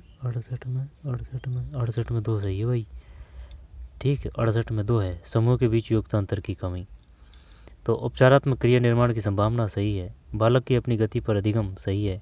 समूह के सदस्यों के बीच अधिक सहयोग की संभावना सही है। ये हल्के में मत लेना भाई इन पेपरों को, है ना, वो एकदम तरीके से बनाए हैं उसने, ठीक। और इसमें सिलेक्शन यही करवाएगी मनोविज्ञान रही है, जो शिक्षण विधि वगैरह आ रही है, क्योंकि ये अलग पूछते हैं। और जो RPSC RSS भी है ना, RSS भी तो सिर्फ डायरेक्ट फैक्ट पूछती है कि ये बताइए जो सामाजिक जो सिद्धांत है वो किसने दिया है, ठीक। यहाँ पर ये बताइए व्यवहारवादी कौन है, यहाँ पर ये बताइए सूझवादी कौन है, यहाँ पर ये बताइए शारीरिक सिद्धांत किसने दिया था, है ना, एकदम फैक्ट से फैक्ट, ठीक।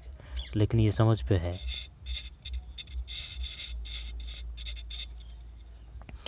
निम्नलिखित में क्या अधिगम का आकलन की कार्यनीति का एक भाग नहीं हो सकता है? निम्नलिखित में क्या अधिगम का आकलन की कार्यनीति का एक भाग नहीं हो सकता है? अधिगम का आकलन इंग्लिश में क्या बोलेंगे इसको? इसको बोलेंगे which one of the following way not be A part of strength assessment of learning. निम्नलिखित में क्या अधिगम का आकलन की कार्यनीति का एक भाग नहीं हो सकता? तो अधिगम का आकलन अवलोकन, विद्यार्थी की प्रतिक्रिया मौखिक और लिखित, विद्यार्थियों के काम का विश्लेषण, सहपाठी आकलन अधिगम का आकलन सहपाठी नहीं है, सहपाठी ही करते हैं 2। देखते हैं ये 69 में 2 है, 69 में 2 सहपाठी आकलन। भाई कोई बच्चा है तो उसके दोस्तों से आप उसकी इंटेलिजेंस का पता थोड़ी लगा सकते, नहीं लगा सकते। तो अवलोकन है, विद्यार्थी की प्रतिक्रिया मौके को लेकर, तो विद्यार्थियों के काम का विश्लेषण है। और ये बता विश्लेषण संश्लेषण में से विधि बड़ी कौन सी है? जो विधि है ना, जो बड़ी है वो संश्लेषण है, संश्लेषण। ये बी है ना, ये छोटा है, यानी विश्लेषण विधि छोटी है। निगमनात्मक को बोलते हैं जैसे कि नियम से उदाहरण, न से नियम न से निगमनात्मक, तो ये गणित है, ठीक। नियम से उदाहरण की ओर निगमनात्मक है। और जैसे कि आगमन की विधि की बात करें, आ से आगमन, तो ये उदाहरण से नियम की ओर चलती है। चलने को तो दोनों ही मैथों में चलती है, लेकिन ज़्यादातर नियम से उदाहरण की ओर वो मैथ में चलती है। मानसिक रूप से कमजोर बालक अन्य किसी बालक जैसे प्रवीणता हासिल कर सकता है? अन्य किसी बालक जैसे प्रवीणता हासिल कर सकता है? बिल्कुल भी प्रवीणता हासिल नहीं कर सकता। प्रवीणता हासिल कर सकता है, किंतु उसे अधिक समय की आवश्यकता होगी। वैकल्पिक उपयुक्त वातावरण विधि से प्रवीणता हासिल कर सकता है ना। ये बात भी देखी है, जैसे कि चाहे वो 10वीं में उसकी 3rd ग्रेड से ही पास हुआ है वो, ठीक है, और एक जो बच्चा है जो 10वीं में फर्स्ट रैंक से 80 वगैरह इतनी उसने बनाई हैं, लेकिन जब आप जैसे कि 2 या फिर 4 साल या फिर 5 साल में बाद जाकर अगर उनका तुलना की जाए ना, तो जो फर्स्ट ग्रेड से पास की ना, तो वो उसका सिलेक्शन नहीं होता है, ठीक, लेकिन जो 3rd ग्रेड से पास किए ना, तो वो सिलेक्शन ले लेता है, ठीक है। तो कारण वही है, वो मेहनत ज़्यादा करता है। तो इसका समय प्रवीणता हासिल कर सकता है कि तो उसे अधिक समय की आवश्यकता होगी। वैकल्पिक उपयुक्त वातावरण विधि से प्रवीणता, क्या ये करें? 4 देखते हैं इसमें क्या मानता है ये। 70 में 4 ये है ना, 4 है, क्योंकि ये वही वाली बात है जैसे कि उसको कोचिंग करवा दी है ना, वही वाली बात है। वैकल्पिक उपयुक्त वातावरण विधि से प्रवीणता हासिल कर सकता है। नियमित ध्यान किस में सहायता करता है? मानसिक से है ये नहीं, 1 मिनट। नियमित आध्यात्मिक कोई स्वास्थ्य, मानसिक स्वास्थ्य 2 ही करते हैं। 71 में 2 है। निःशक्त व्यक्ति विधेयक PWD बिल 2016 के अनुसार निःशक्त बालकों में कौन सी निःशुल्क शिक्षा प्राप्त करने का हकदार है? जब ये 6 से 18 तक है, ये 6 से 18 तक है ना, ध्यान देना इस पर। 72 में है ना, पहले भी आ चुका है ये 6 से 18, और वो जो नॉर्मल वाले बच्चे हैं वो 6 से 14 है। किस में है ये? 21A में है। 19 क्या है? ये अभिव्यक्ति की आज़ादी है। 19 अनुच्छेद 19 अभिव्यक्ति की आज़ादी, और जो 21 है वो 6 से 14 बच्चे हो जाएंगे, ठीक है। और सिर्फ 21 है ना, वो प्राण दैहिक स्वतंत्रता से है। 14 से जो 18 है ना, वो समानता का अधिकार से संबंधित है, ठीक। अगर 44 की बात है ना, तो जैसे कि 4 समय, तो ये समानता से संबंधित है, ठीक। इसके बाद में 73 में अनुच्छेद है, वो ग्रामीण से है, ठीक है। 11वीं अनुसूची है, ये भाग 9 है, ठीक है। और जो नगर है वो भाग 9 के है, ये 12वीं अनुसूची है, ये 74वां अनुच्छेद है नगर, ठीक है। और 29 कार्य हैं, 29 गांवों के, इसके 18 है नगरों के। कौन नियुक्त निःशुल्क शिक्षा प्राप्त करने का हकदार है? आंसर देख दिया ना इसमें, 6 से 18। अयोग्यता संबंधी मुद्दों के समाधान विद्यालयों की भूमिका है। अयोग्यता संबंधी मुद्दों के समाधान विद्यालयों की भूमिका है। भाव शून्यता सहानुभूति बिना किसी भेदभाव के सभी को समान अवसर, यही है, तो 3 है इसमें। 73 में 3 है। फिर 74 में मानसिक स्वास्थ्य क्या है? संज्ञानात्मक, व्यवहारात्मक, भावनात्मक, मनोवैज्ञानिक, सामाजिक और व्यवहारगत, मनोगतिक, शारीरिक, यही करते हैं 2। तो 74 में 2 सही है, ठीक है। संज्ञानात्मक, व्यवहारगत और भावनात्मक स्वस्थता। मानसिक स्वास्थ्य विकार में जल शीर्ष हाइड्रोसिफिली का अर्थ क्या है? हाइड्रोसिफेलस है, हाइड्रोसिफेलस। जब हाइड्रोसिफेलस का हो जाएगा, हाइड्रोसिफेलस कम बुद्धि लब्धि वाली मानसिक मंदता, हार्मोन असंतुलन, दीर्घ अवधि मस्तिष्क में तरल पदार्थ एकत्र होने वाली निर्णायक असंगति। हाइड्रोजलसिस कम बुद्धि लब्धि वाली मानसिक, हाइड्रोसिफेली, कॉपीराइट आ जाएगा भाई। 75 में 4 है, ठीक। मस्तिष्क में तरल पदार्थ एकत्र होने वाली निर्णायक असंगति। मानसिक स्वास्थ्य विकार में जलशीश का अर्थ क्या है? जलशीश को क्या बोलेंगे? जलशीश को बोलेंगे हाइड्रोसिफेलस। तो ये है मस्तिष्क में तरल पदार्थ एकत्र होने वाली निर्णायक असंगति। तरल पदार्थ एकत्र होने वाली निर्णायक असंगति, मस्तिष्क में तरल पदार्थ है ये। जलशीश तरल पदार्थ एकत्र होने वाली निर्णायक असंगति। 4 खराब लेखन, तो लेखन में ग्राफ ही आ रहा है तो ये उसका हो जाएगा। कैलकुलिया में गणित आ रहा है तो ये गणित से है। अब चक्कर पड़ेगा डिसलेक्सिया से और डिस्प्रेक्सिया से, और जो डिसलेक्सिया ने ये पढ़ने से है, पढ़ने से है डिसलेक्सिया। अब प्रे है ना, ये डिस्प्रे, शायद अगर ये पढ़ने से है ना, पढ़ने से या बोलने से, इनमें चक्कर पड़ रहा है भाई। जैसे कि अलेक्जा है, क्या अलेक्जा गाना चला है ना, तो वो बोलने से है ना, तो ये डिसलेक्सिया बोलने से है, पढ़ने से। तो डिस्प्रेक्सिया किससे है? डिस्प्रेक्सिया क्षेत्र में एक है। एक का मतलब है डिस्ग्राफिया। खराब लेखन किसकी चारित्रिक विशेषता है ना? तो हो गए। तो लिखने की बात ग्राफिया है। कैलकुलिया गणित है।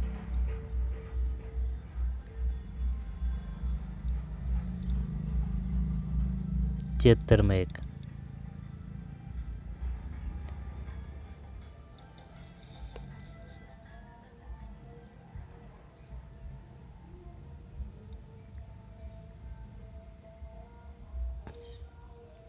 दोबारा देखते हैं इसको। खराब लेखन किसकी चारित्रिक विशेषता है? ग्राफिया, कैलकुलिया गणित से, ठीक है। डिसलेक्सिया बोलने से है ना? डिसलेक्सिया बोलने से है। तो जैसे कि पढ़ते हैं तो फिर वो बोलने तो ही तो है। जब बोलने और पढ़ने एक ही बात आ जाएगी। और डिस्प्रेक्सिया का क्या करें? डिस्प्रेक्सिया देखना पड़ेगा। डिस्प्रेक्सिया क्षेत्र में एक है ना? ग्राफिया हो गया। फिर विद्यालय किसके कारण मानसिक स्वास्थ्य संबंधी मुद्दों को सुलझाने में चुनौतियों का सामना कर रहे हैं? विद्यालय किसके कारण मानसिक स्वास्थ्य संबंधी मुद्दों को सुलझाने में चुनौतियों का सामना कर रहे हैं? धनराशि की कमी, पेशेवर विशेषज्ञों की कमी, जागरूकता की कमी, निरक्षर माता पिता।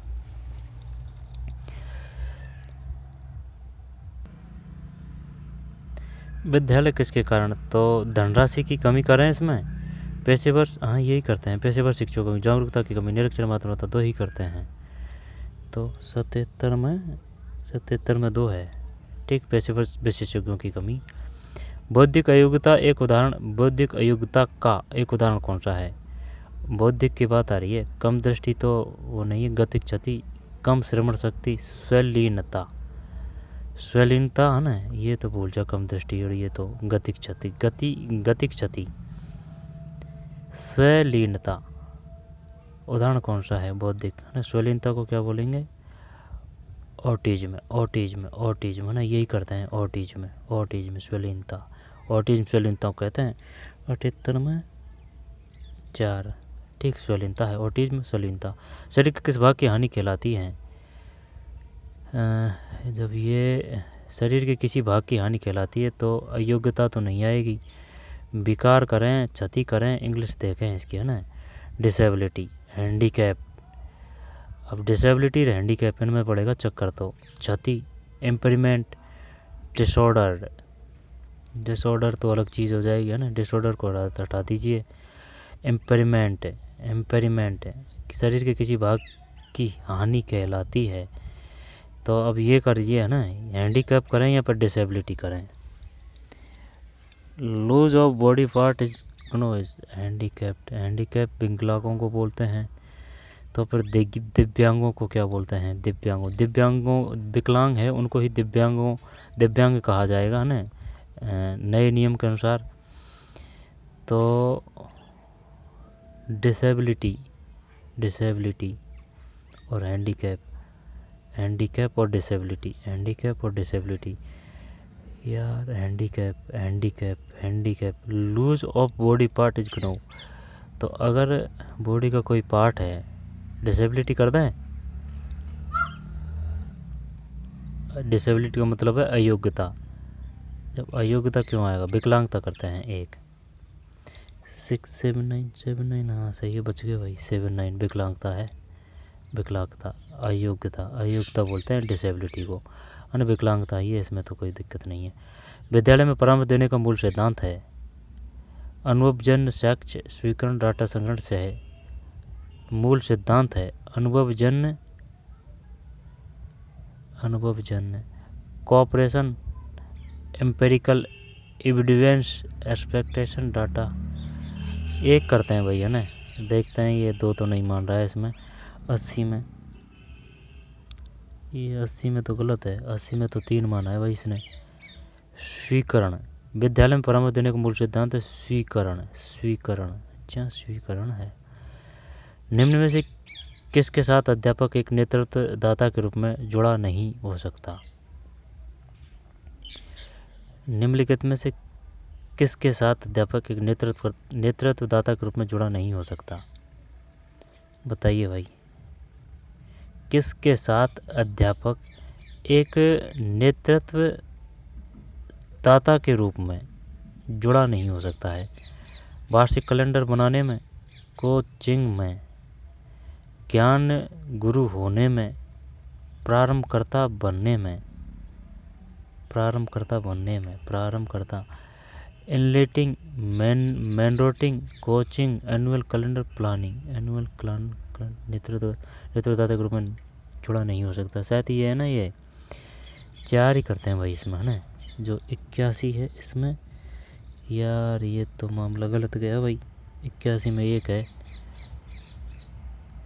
प्रारंभ करता, वो लग रहा तो था कि ये अलग है, ये हटके अलग है ये।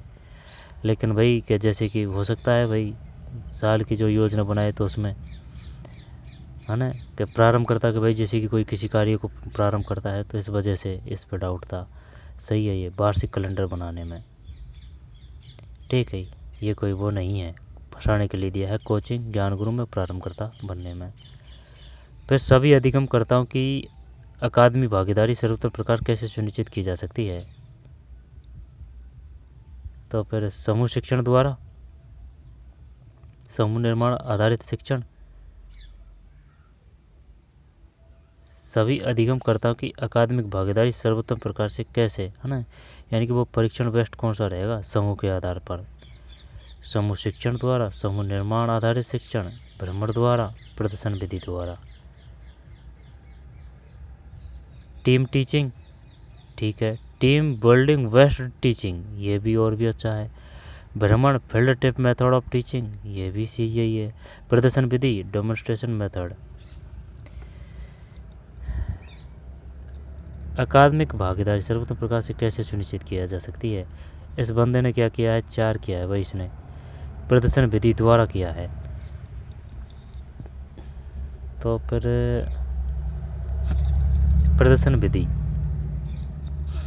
नहीं, सभी अधिगमकर्ताओं की अकादमिक भागीदारी सर्वोत्तम प्रकार से कैसे सुनिश्चित की जा सकती है? अधिगमकर्ताओं की, यानी कि लर्नर की। तो प्रदर्शन विधि है, तो इसमें सभी का प्रदर्शन कैसे?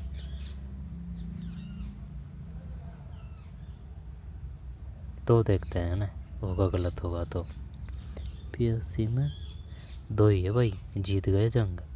ठीक, सभी अधिगमकर्ताओं की अकादमी भागीदारी सर्वोत्तम प्रकार से कैसे सुनिश्चित की जा सकती है? तो ये टीम बिल्डिंग बेस्ट टीचिंग है। एक शिक्षक को सदैव कैसा करना चाहिए? तो एक शिक्षक को सदैव परिवर्तनशील, नियमों के प्रति सख्त, दोस्ताना, मजाकिया।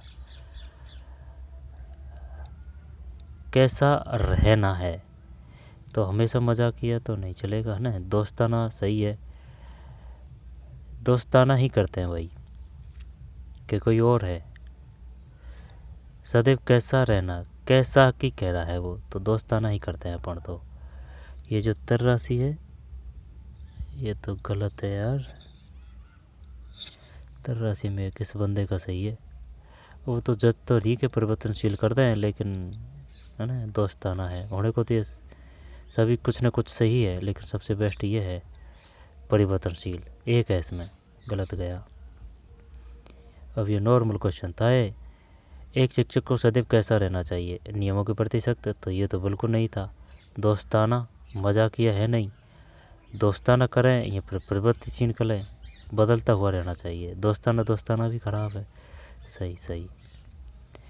एक अध्यापक की निर्देशात्मक भूमिका का हिस्सा क्या नहीं है? सरल भाषा का उपयोग करना, विस्तृत सूचना देना, शंकाओं का समाधान करना, मूल्यांकन करना। निर्देशात्मक भूमिका का ऐसा क्या नहीं है? निर्देशात्मक, सरल भाषा का उपयोग करना, विस्तृत, शंकाओं का समाधान करना, और तो सब ठीक ठाक लग रहा है। लेकिन ये विस्तृत सूचना कोई देना कोई वो ज़रूरी नहीं है। इसको क्या बोलते हैं? Give details information, giving details information. 2 ही करते हैं भाई। 84।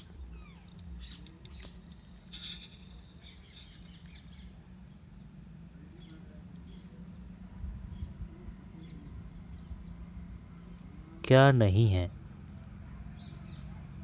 यार? इसने 4 मांगा है भाई, माना है इसमें 4 सही है। इसमें मूल्यांकन करना, निर्देशन भूमिका का हिस्सा क्या नहीं है?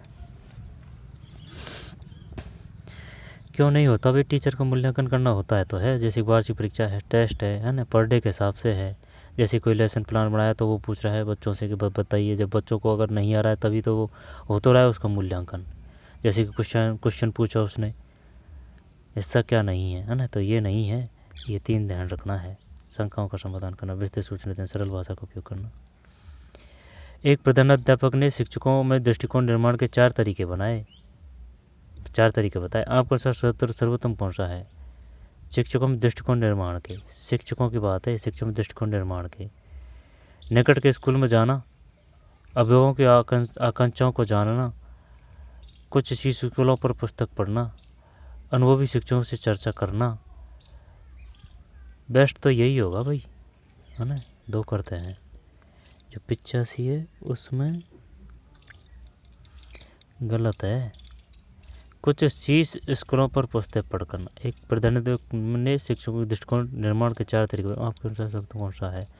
3 माना है भाई इसने, 85 में 3 है। कुछ शीर्ष स्कूलों पर पुस्तक पढ़ना, खूब आ रहा है क्वेश्चन तो। एक स्कूल विकास योजना बनाने में आप किसे शामिल नहीं करेंगे?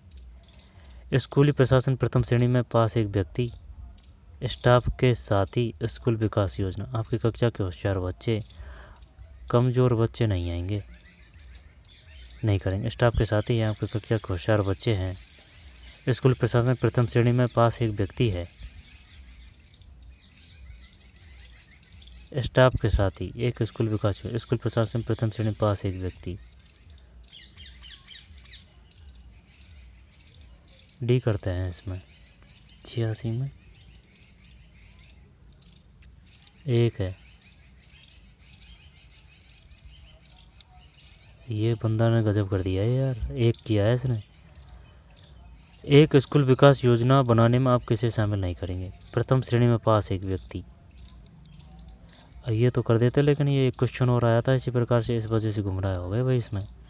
स्टाफ के साथी, आपकी कक्षा के होशियार बच्चे, आपकी कक्षा के कमज़ोर बच्चे।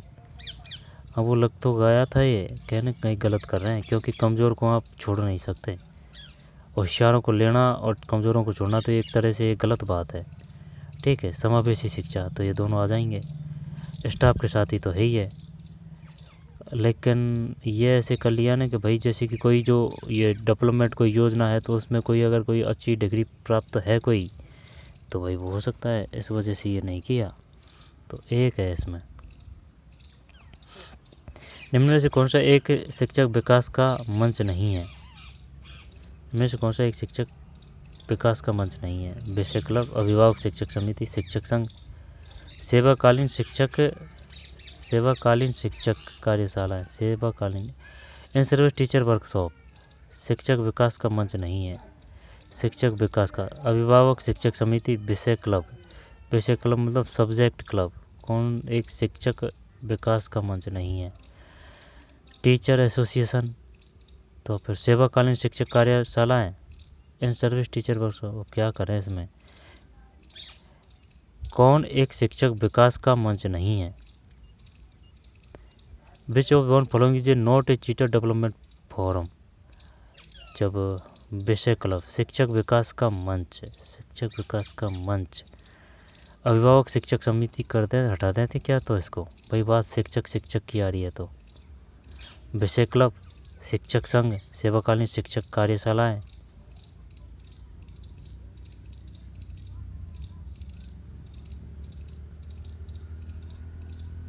देखते हैं ना, छोड़ देते हैं इसको, नहीं पढ़ रही पर। 87 1 है, विषय क्लब है। निम्न से कौन सा एक शिक्षक विकास का मंच नहीं है? निम्न कौन सा एक शिक्षक विकास का मंच नहीं है? विषय क्लब, सब्जेक्ट क्लब, शिक्षक विकास का, है ना, ये नहीं है। अभिभावक शिक्षक समिति है, शिक्षक संघ है, सेवाकालीन शिक्षक कार्यशाला, सेवाकालीन शिक्षक कार्यशाला है, शिक्षक संघ, अभिभावक शिक्षक समिति है। और इसमें क्या था, एक स्कूल विकास योजना का आप किसे आना है, तो इसको नहीं करेंगे भाई, ठीक है। फिर एक अध्यापक ने शिक्षकों के दृष्टिकोण निर्माण के 4 तरीके बताए, आपके अनुसार सर्वोत्तम कौन सा है? कुछ शीर्ष स्कूलों पर पुस्तकें पढ़ना। फिर एक अध्यापक की निर्देशात्मक भूमिका की क्या नहीं है? तो सर विस्तृत सूचना ना, ये नहीं है विस्तृत सूचना देना। फिर एक शिक्षक को सदैव कैसा रहना चाहिए, ये परिवर्तनशील है। फिर एक सभी अधिगमकर्ताओं की अकादमिक भागीदारी सर्वोत्तम प्रकार कैसे सुनिश्चित की जा सकती है, तो समूह निर्माण आधारित शिक्षण है। फिर आगे चलते हैं, कक्षा 5 है ना, जब ये तो पढ़ लिया ना अपन ने। निम्न कौन सा एक शिक्षक विकास का मंच नहीं है, बेसिक क्लब नहीं है, बेसिक क्लब। कक्षा 5 में पहले कालांश में किस विषय को पढ़ाया जाना चाहिए, कक्षा 5 में पहले कालांश में किस विषय को पढ़ाया जाना चाहिए, क्या करें अब इसमें, पहले कालांश को पढ़ाया जाना चाहिए। जब चित्रकला तो नहीं करेंगे, गणित ही करेंगे भाई, जुड़ते जुड़ते है ना, टफ सब्जेक्ट 88 में, ये तो सही है। फिर छात्रों में चिंतन और तर्क शक्ति विकसित करने में निम्न में से कौन एक सर्वाधिक सहायक हो सकता है, निबंध लेखन, क्या पकड़ना है, चिंतन और तर्क शक्ति, निबंध लेखन, अंतरिक्ष विज्ञान के शीर्षक पढ़ाना, चिंतन और तर्क, जीव विज्ञान सिखाना। दो करते हैं एक ये जो 89 है, 2 है 89 में 2, ये इसने क्यों गलत कर दिया भाई, अंतरिक्ष विज्ञान के शीर्षक पढ़ाना, इसने क्यों गलत कर दिया ये, यानी कि टफ क्वेश्चन तो हल किए हैं इस बंदे ने, और जो क्या पता वो अलग अलग क्षेत्र से रहते हैं, जो किसका क्या कमज़ोर होता है, किसका क्या कमज़ोर होता है, किसका क्या सॉलिड होता है, वो बड़ी बात है। इनमें कौन सा अधिगम समुदाय नहीं है,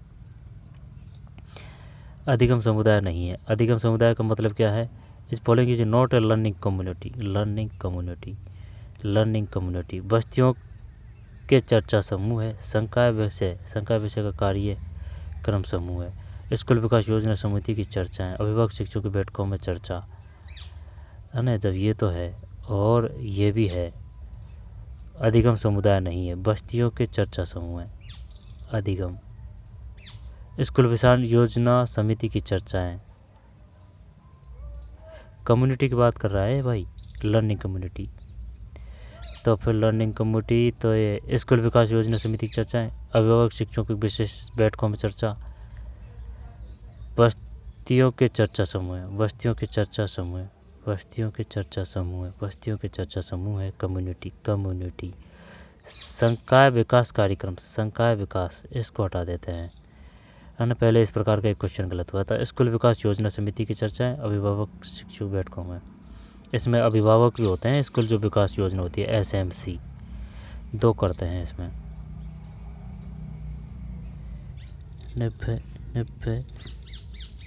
90 में 4 है भाई, दोनों का ही गलत है।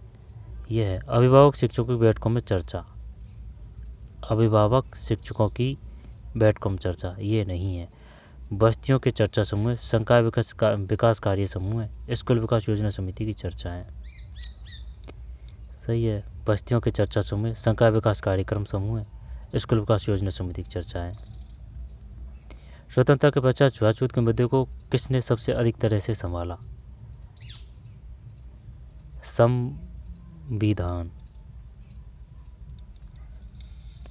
संविधान ही कर दें इसमें, यहाँ पर स्कूल करेगा, स्कूल ही करेंगे, स्कूल करते हैं। 91 में 2 सही है स्कूल, क्योंकि भाई सब कैटेगरी के बच्चे आते हैं ना, एक समान रहते हैं, एक जगह पानी पीते हैं, ठीक, एक जगह बैठते हैं, स्कूल। एकीकृत पाठ्यचर्या की संकल्पना का निहितार्थ क्या है, एकीकृत पाठ्यचर्या की संकल्पना का निहितार्थ क्या है, भौतिक और गणित साथ साथ पढ़ाएं। एकीकृत पाठ्यचर्या की संकल्पना का निहितार्थ क्या है, विशेषज्ञता वाले विषयों को मत पढ़ाइए। एक शीर्षक के विषय आधारित सभी आयामों को इकट्ठा मिलाकर साथ साथ पढ़ाइए ना, तो यही है एकीकृत की बात है ना, तो एक को ही पकड़ लेते हैं।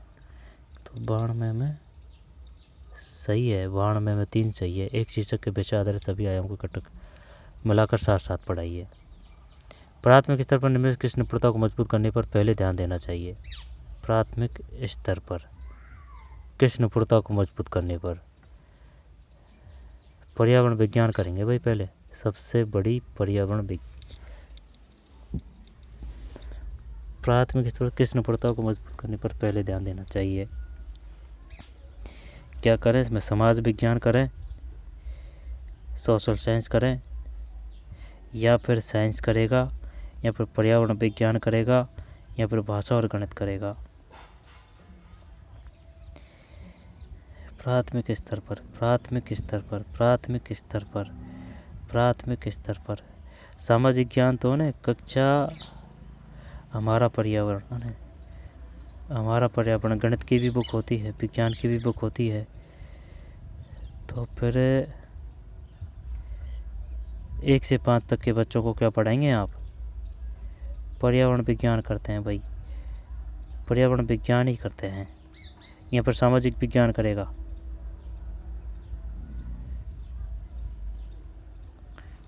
देखते हैं क्या है इसमें। तरण में तरण यार 4 है भाई, इस बंदे का सही है। भाषा और गणित, भाषा और गणित। प्राथमिक स्तर पर निम्न किस निपुणता को मजबूत करने पर पहले ध्यान देना चाहिए? भाषा, ये भाषा से वो हो रहा था, लेकिन ये गणित कंफ्यूज कर रही थी। बात ये है, भाषा तो सही है, क्योंकि जो नई शिक्षा नीति है उसमें 1 से 5 तक मातृभाषा पे जोर दिया गया है, उसमें कोई दिक्कत नहीं है, लेकिन ये गणित दिमाग ख़राब कर रही थी। शिक्षण शास्त्र पेडागोजी से हमारा क्या तात्पर्य है? शिक्षा, शिक्षण की कला, शिक्षण का विज्ञान, शिक्षण की कला और विज्ञान।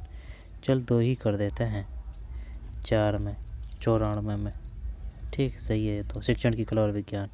6 से 14 वर्ष के बालकों के अधिकारों से संबंधित नियम कब बना? 2083 कर दें। संबंधित अधिनियम कब बना? 9 करें, इसमें 9 करते हैं। 95 में 9 है। 1 अप्रैल 2010 को लागू हुआ था ये, 1 अप्रैल 2010 को 1 अप्रैल 2010 को लागू हुआ था। स्कूली स्तर पर पाठ्य पुस्तकों से इतर पढ़ने और प्रयोग के लिए रुचिपूर्ण पुस्तकों के विकास और लोकप्रिय बनाने की बात किस दस्तावेज में कही गई है? इतर यानी कि इनके अलावा पढ़ने और प्रयोग के लिए रुचिपूर्ण पुस्तकों के विकास और लोकप्रिय बनाने की बात किस दस्तावेज में कही गई? कोठारी आयोग, NEP 20 है ये तो। 96 में NEP 96 में 3 है भाई। NCF 2005 स्कूल स्तर पर पाठ्य पुस्तकों से इतर पढ़ने और प्रयोग के लिए रुचिपूर्ण पुस्तकों के विकास और लोकप्रिय बनाने की बात किस दस्तावेज में कही गई है? 96 3 है। NCF 2005। अच्छा, दोबारा से देखते हैं। स्कूल स्तर पर पाठ्य पुस्तकों से इतर यानी कि स्कूली पुस्तकें उनसे अलावा यानी कि और पढ़ने और प्रयोग के लिए रुचिपूर्ण पुस्तकों के विकास और लोकप्रिय बनाने की बात किस दस्तावेज में की गई है? NCF 2005। स्कूल स्तर पर कार्यान्वयन को अनिवार्य क्रियाकलाप बनाने के लिए किस दस्तावेज में कहा गया है? अनिवार्य कार्यकलाप बनाने को किस दस्तावेज में कहा गया है? स्कूल स्तर पर कार्यान्वयन को अनिवार्य क्रियाकलाप बनाना। 97 में 1 है। 1 का मतलब कोठारी आयोग है, कोठारी आयोग। स्कूल स्तर पर कार्यान्वयन को अनिवार्य क्रियाकलाप बनाने को किस दस्तावेज में कहा गया? कोठारी। स्कूल स्तर पर कार्यान्वयन को अनिवार्य क्रियाकलाप बनाने को किस दस्तावेज में कहा गया है? स्कूली स्तर है, ठीक है। कार्यान्वयन को अनिवार्य क्रियाकलाप बनाने, कोठारी आयोग भाई, कोठारी आयोग। कोठारी आयोग। स्कूल के संदर्भ में निम्न किस प्रकार के मूल्यांकन को हतोत्साहित करना चाहिए? हतोत्साहित करना चाहिए। क्या करें इसमें? स्कूल के संदर्भ में मूल्यांकन को हतोत्साहित करना चाहिए। व्यापक मूल्यांकन, सतत मूल्यांकन तो है, संकलनात्मक मूल्यांकन, संरचनात्मक। स्कूल के संदर्भ में, स्कूल के संदर्भ में, स्कूल के संदर्भ में comprehensive evolution, continuous evolution, summative है ना, समेटिव फॉर्मेटिव है ना, ये दोनों 3 तो है, 1 को हटा देते हैं। तो 98 में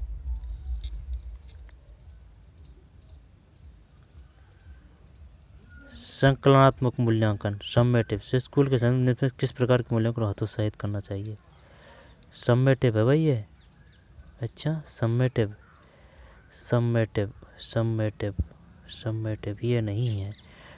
व्यापक मूल्यांकन, सतत मूल्यांकन, संरचनात्मक मूल्यांकन। व्यापक, सतत, संरचनात्मक। व्यापक, सतत, संरचनात्मक। व्यापक, सतत, संरचनात्मक। ये दिमाग से पूछ रहा है भाई, बंदे ने सही किया है। 3, बहुउद्देशीय विद्यालयों का विचार किस आयोग ने किया है? बहुउद्देशीय विद्यालयों का विचार किस आयोग ने किया है? बहुउद्देशीय, बहुउद्देशीय तो फिर 99, 2 है, मुदालियर आयोग है, मुदालियर आयोग। बहुउद्देशीय विद्यालयों का विचार किस आयोग ने किया है? मुदालियर आयोग। बहुउद्देशीय विद्यालयों का विचार किस आयोग ने किया है? बहुउद्देशीय विद्यालयों का विचार मुदालियर आयोग भाई। फिर NEP 2020 के अनुसार 3 से 8 के बच्चे किस स्तर में आएंगे? 3 से 8 के बच्चे है ना, जब ये ऐसे है, सुनना मेरी बात, जैसे कि 1 से जो 5 है तो ये तो कक्षा है। अब ये जो है, जब जैसे कि भर्ती होने की है जो बच्चों को स्कूल में, वो 3 है। जब 3 से ये 5 रख लीजिए, जैसे कि 3, 4, 5, 6, 7, 8 होगी ना 5 साल। तो ये जो 3 से 8 आएगी ना, जो इसमें आएगी 1 से 5 में। फिर 6, 7, 8 है ना, ये 5, 3, 3, 4 है ना, जब ये 1 3 हो गया। फिर 9, 10, 11 है ना, ये फिर 3 हो गया। फिर जो अगला जो 4 है उसमें 12वीं प्लस BA है, प्राथमिक आ जाएगा, पूर्व प्राथमिक स्तर। 3 से स्तर है ना, पूर्व प्राथमिक स्तर, बुनियादी स्तर, प्राथमिक स्तर, पूर्व प्राथमिक स्तर, निम्न प्राथमिक स्तर, प्री प्राइमरी स्टेज 1 करते हैं। और दूसरी क्या दे रहा है ये? प्रिपरेटरी स्टेज, तैयारी स्तर, नहीं 1 करते हैं भाई। ये जो है 100 में,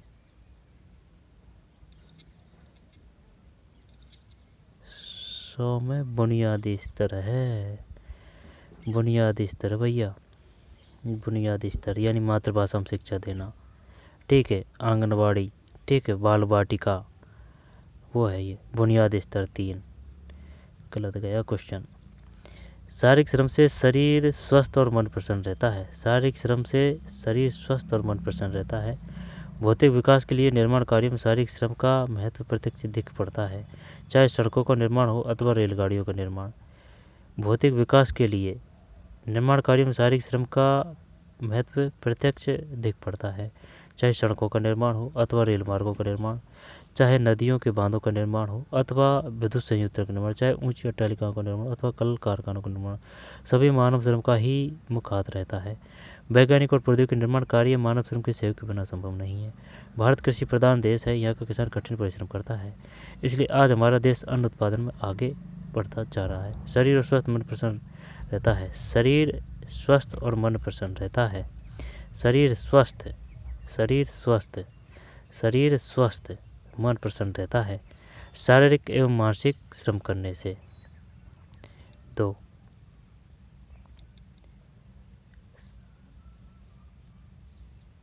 है ना इसमें, तो ये जो 101 है उसमें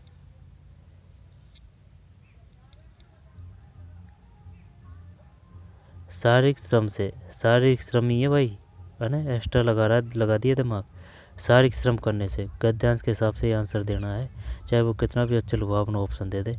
शारीरिक श्रम से शरीर स्वस्थ और मन प्रसन्न रहता है। शारीरिक श्रम से